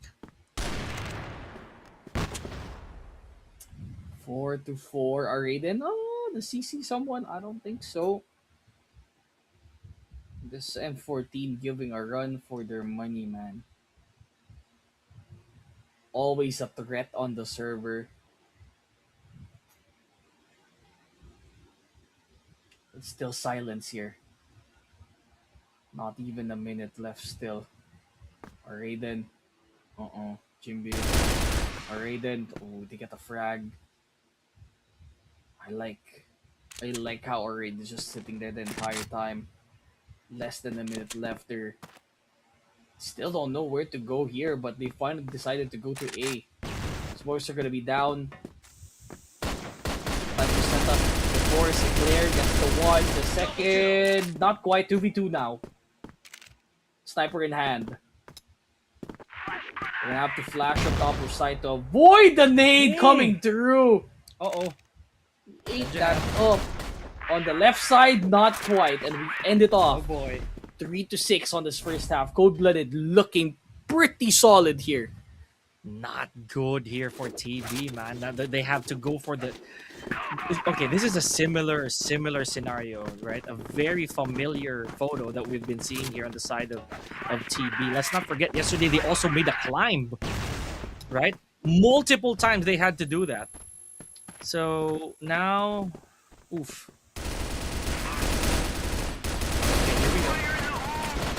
Now look at this. Oh, see, this is what I'm talking about, man. Maybe this is the side that they're comfortable with. Maybe they want to wait it out. Maybe they want to be the ones who are dictating the pace, or at least who can exploit the shots. Doesn't matter for CB. Never mind. Try as they might, CB, they hold true. 4 rounds to even things up. TB, this is on you now. Was this the jinx? Are they gassed out here, buddy? Ooh, gassing out here at the penultimate match. TB, plenty of time to grind here for CB, only 3 away. It's gonna be a long journey here for TARINGBABI if ever, but ColdBlooded, they need to solidify this round for them, but it doesn't work this time. 7-4. Okay. Now this is very Timeout! interesting. Damn, we got a timeout! As well, they should. By the looks of it, That's the first TV time ever in summer, right? So this is interesting. Maybe this is it. Just a little bit of a subconscious, or maybe a figurative coffee break on the side of TARINGBABI. Maybe the coach would be like, "What are y'all doing? Think." Just think, TARINGBABI. Think, boys. What is it exactly that you guys did well or did correctly in the first round, huh? In the first map, rather. So, that's food for thought for them, and that, I think, is a very useful 1 minute that needs to be set in stone for TARINGBABI. I feel like ColdBlooded, they're in a comfortable spot, but again, this lead could mean nothing if they don't secure this map. And mind you, they are still one map down against TARINGBABI. They still need to close out this map, or else, whew, they might be disappointed at the results if that happens. And that's an understatement as well, Doc. You know, if they do not pull themselves together, it's, I mean, this 1 minute would be put to waste. This 1 minute might just be thwarted aside. So TARINGBABI, I can't believe I'm saying this, but this is your make or break moment. Like if this 1 minute timeout doesn't do anything, I don't know what will. It's a breather.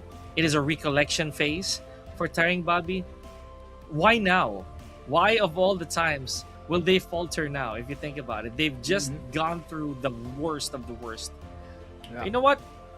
We'll give him credit. I'm pretty sure that TARINGBABI, they had to dig deep just to cash in this timeout. Honestly. Now we're just waiting for us to get back into the game, knowing that TARINGBABI, they've had their sight lines here for this master spot for quite a bit.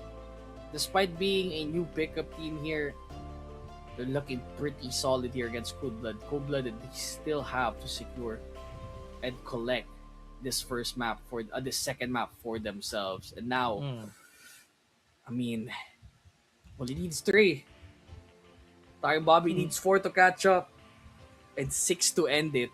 And it's gonna be super hard for them to secure if this is what gameplay ColdBlooded has in store for us on Blacklist.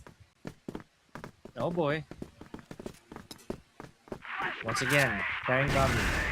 Let's see if this pep talk right here is actually doing them favors. Oh no, we got an immediate answer there, Doc.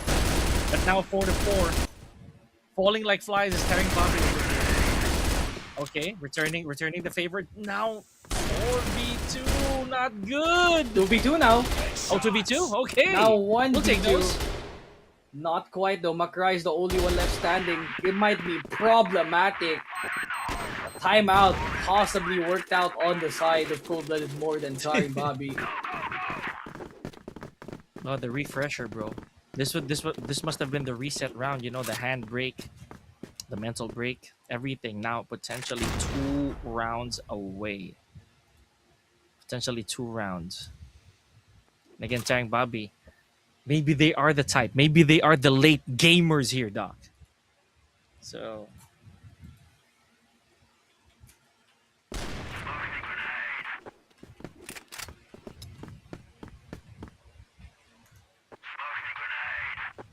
Less than 2 minutes to go here. 8-4. And no casualties just yet for each side, guys. Eclair. I'll never forget this man, dude. I will never forget Eclair having scored the highest KD out of everyone here for the summer qualifiers. Dude, maybe even in rest of Southeast Asia history, dude. Honestly, 6.55 is not a joke. That's too much. That's a pretty great KD ratio. Makrai? Yes. Middle. Can they get more? 1 secured. Only 1 though. Nades not gonna help as they adjust their sightings into the safe site. They open that bodega spot. The rest of the members, they try and find their spot here. Are rated, I think, is a pop flash. Flashing everyone down. There we go. Good flash for Chromedons here. Okay. As they hold down the 4th. TB. Good hold, good execution. He fend off the offense as for now. Into 5. Cold-blooded. I don't know if they're unsure about this current scenario. Yeah, that's it's a bit unorthodox, you know, to say the least, of how this is turning out for TARINGBABI. I don't know if it's actually helping, or if this is... look at this, though! Look at TARINGBABI! Okay. The Super Soldier Serum has kicked in, man. Like I said, I'm a bit torn here. Was that 1 minute? Is this what that's supposed to be doing? Was this the plan all along? Yeah, is this it? Double kill. Let's see. I think it is 8-6. Oh, TARINGBABI, they're okay. catching back. But Okay. again, still a tough hurdle to climb. CB, they still have two more opportunities to secure this. But TARINGBABI, This is intense. they are feeling the pressure, and they do so with a quick opening over to Penjahat. That's a sick frag there. Swifter, not really caving into the pressure here. They understand they still have 2 rounds to spare. Kuro though, we're seeing a little bit of vision here. And look at, like I said, so close yet so far, dog. Look at this. Look at the separation between our players. It just takes one solid push.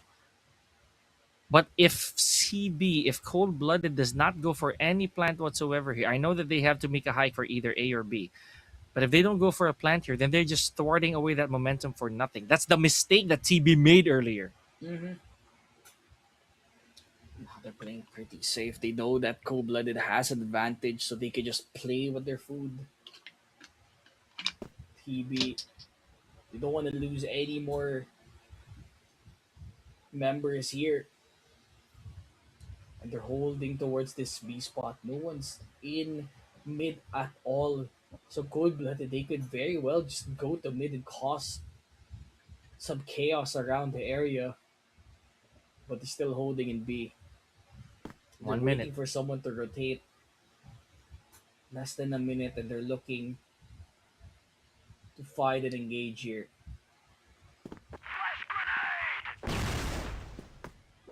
Okay, Flashes now out. now now this is a smart move on the side of TARINGBABI.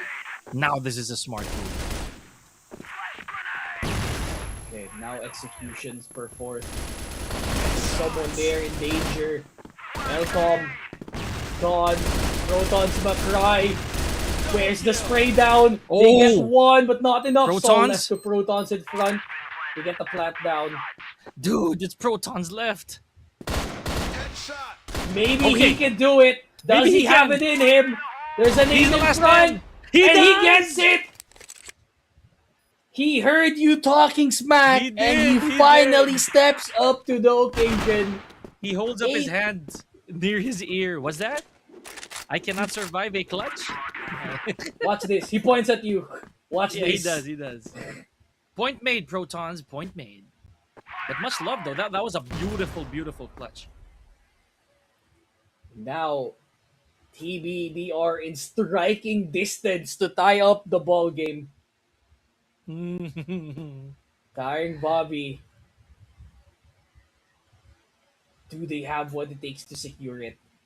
Cold-blooded, the pressure is waiting to them. Do they have the angle seed?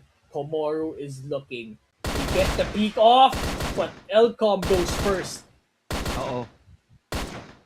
There's no one there to refrag, so that's it. That, my friend, is just one kill for nothing.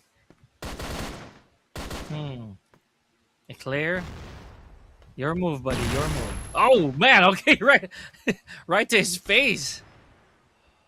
It literally just dropped right there. Okay, how did that miss? On the side of Penja. Here we go. TB needs to go for that push. They do have the numbers advantage. This is the best they've looked so far, bro. This is the best that TB has looked so far. 3-5 here, and Penjahat with a sliver of life to work with. Late again, not securing the kill. Elcom still around the area. They get another headshot in tow. But so Oh my many gosh. kills coming on the side of Elcom. He has awakened, perhaps, for just a short bit. It's a 1v4. Eclair so low, and he does not secure the kill. Striking distance made. We're at the pitching line. 8-8. 2 rounds for each team to secure the map. Uh-oh. The One tipping each. scale tips no more here, Doc. It tips no more. It is now on a steady footing. Uh-oh. Has to Let's be a see. little bit careful here. Looking towards a pretty weird scenario for TB. Yes, they've secured it, but you cannot wane on your laurels just yet. You have to secure map point. That's all that is to it. Elcom is holding on top of A, but there's a sniper waiting to gut his head off. Oh boy. Uh, Now this is a bit of a predicament here, man. Now look at this. If the plan is gonna work here once again on the side of TB, then that'll be great. Simply because you can tell the change of patience that they have here. It has indeed changed. Right, but the execution goes Oh, in so far so favor good, bro. of TARINGBABI. Cold-blooded, they have to be scared senseless now. As two members are gone, but it's not over for them. They can very well rotate here, but in the loving arms of Jimby. They need to get the double kill, And he Jimby! does. Insane flankeronis! Swifter's Jimby. the only man left standing. It's okay if he's eliminated here. There's so much to catch up that Penjahat secures map and series point for TARINGBABI, one away to secure a ticket to Master Summer. Is this really what the formula is, man? Were they really the late gamers here? 8-9. Look at this. Smoking through mid, making sure that the bridge stays smoked, stays anxious. Okay, you know, Doc, this is that 1 minute. This was the fruit of that 1 minute. That small pep talk on the side of TB was just insanely fruitful. And no jinx. Are we seeing a limb here?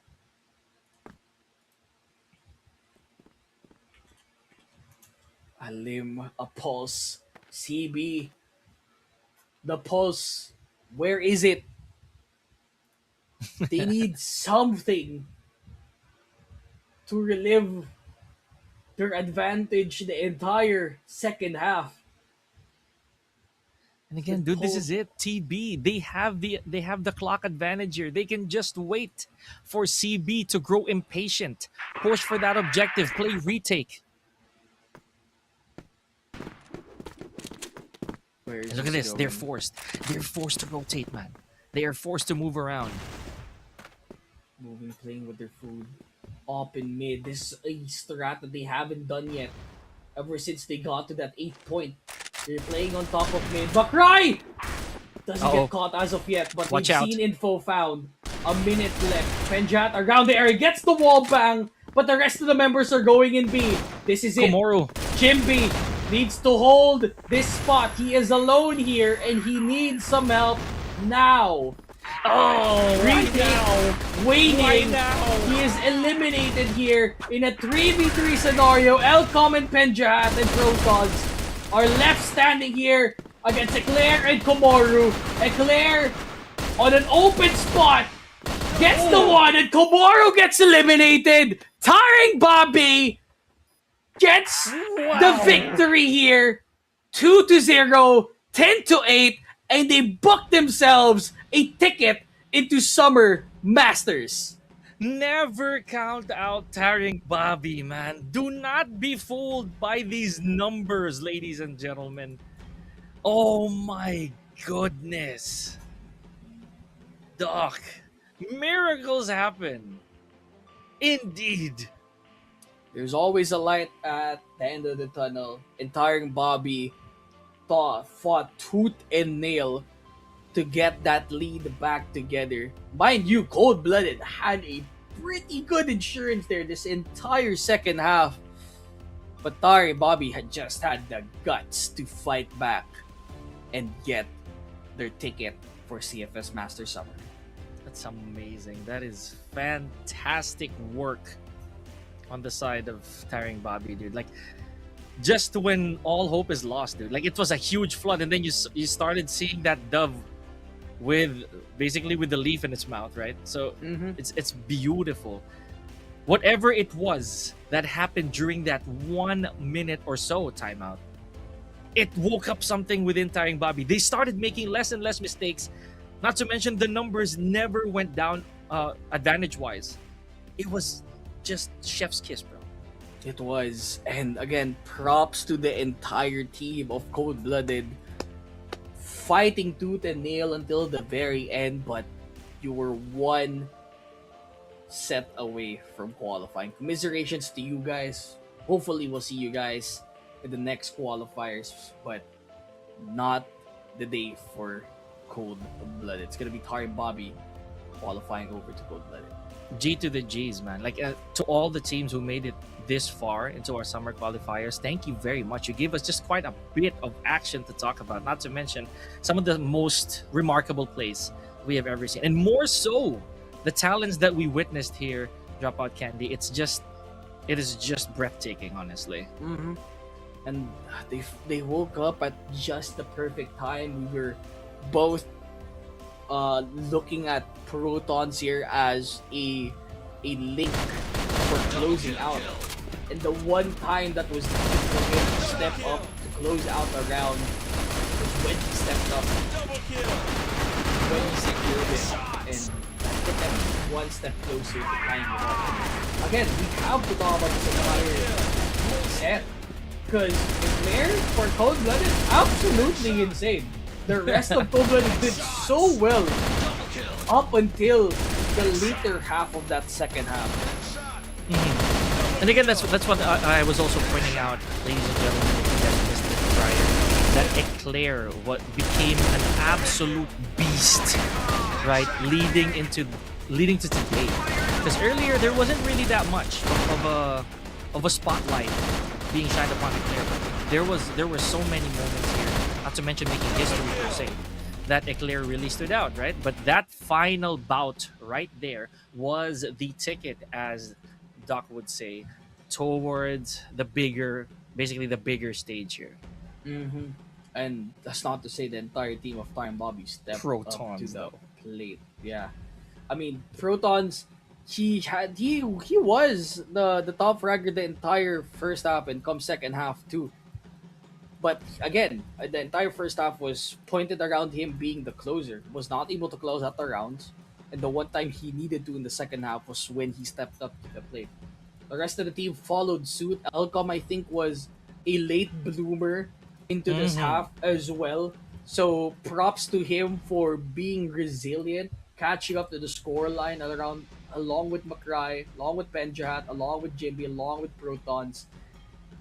And we just have to talk about the set MVP. Of course. Protons, guys, we were talking smack about. We were like, hey, he needs to close out the rounds. It's gonna be a weak link. Stepped up to the plate. They gave us a 1.8 KD, 0.95 kill per round, a 0.50 headshot per kill, and 0.44 smokes per round.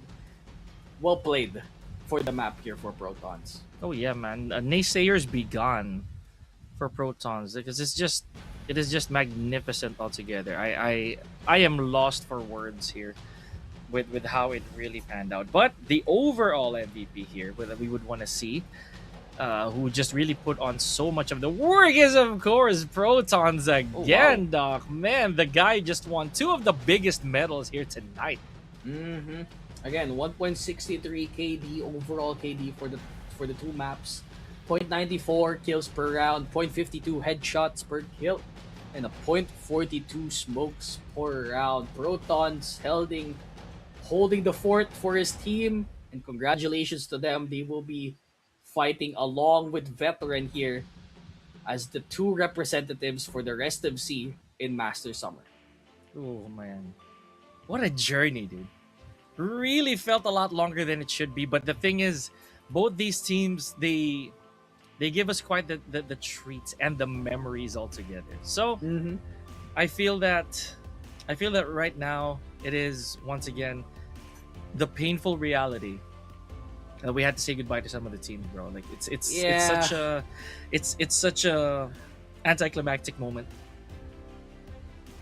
to say the least, right? CUEK, There cold-blooded, we go. not able to qualify. So commiserations to them. Hoping we see some new iterations for that for those teams. But we want to see what this bracket looks like at the end of it all. Mm. Now here we go So, for summer qualifiers. Let's take a look back at the journey here, ladies and gentlemen. mhm. And as you can see, this has been, albeit carnage, the reality that veteran left the entire summer qualifiers without a single negative digit to boast. I can't say the same for TARINGBABI, or I can say the same for him today or for them today because of what they had to do, where they had to travel just to get here as the team who qualified off of the lower bracket. So congratulations to both teams. It is just outstanding. What a showing for both of them. Yeah, TARINGBABI deserved veteran. I mean, this routine for them, but they had to possibly take a little bit of a fight from that upper bracket spot. But congratulations to them. They will be the two representatives here for the CFS Summer Qualifiers. Now we're gonna have to wrap it up. I think after this for Summer Qualifiers, we have the Philippine qualifiers also for summer. I feel like, right? What's the what's the haps for that? Do we have some schedules for that? I know that it's this week as well. We're gonna leave that to mission control, and of course, just to stay connected, stay updated via the CrossFIRE Philippines page. Now, thank you, ladies and gentlemen. Before I give it to, I'm gonna give my thanks first, Dropout Candy, before I give it to you because I am super grateful. Thank you so much for having me on the desk again here for the summer qualifiers here of CFS rest of Southeast Asia. Any last words here, Dropout Candy? Uh I mean, hopefully we'll see you guys around. Been a blast playing Crossfire. It's probably nostalgia for the both of us to see, these teams play out. But I'm very well excited to what's to come here, especially for Master Summer. Hoping that these guys from the rest of C perform as well here in the big boy stage. But yeah, Pika, I think it's time for you to close it off. Oh, yes, I definitely will. Ladies and gentlemen, we really appreciate your time, your attention here. Thank you for giving us all the love here for Crossfire. It has been grand. That wraps up our CFS Rest of Southeast Asia Summer Qualifiers. We'll see you on the next. Have a good night.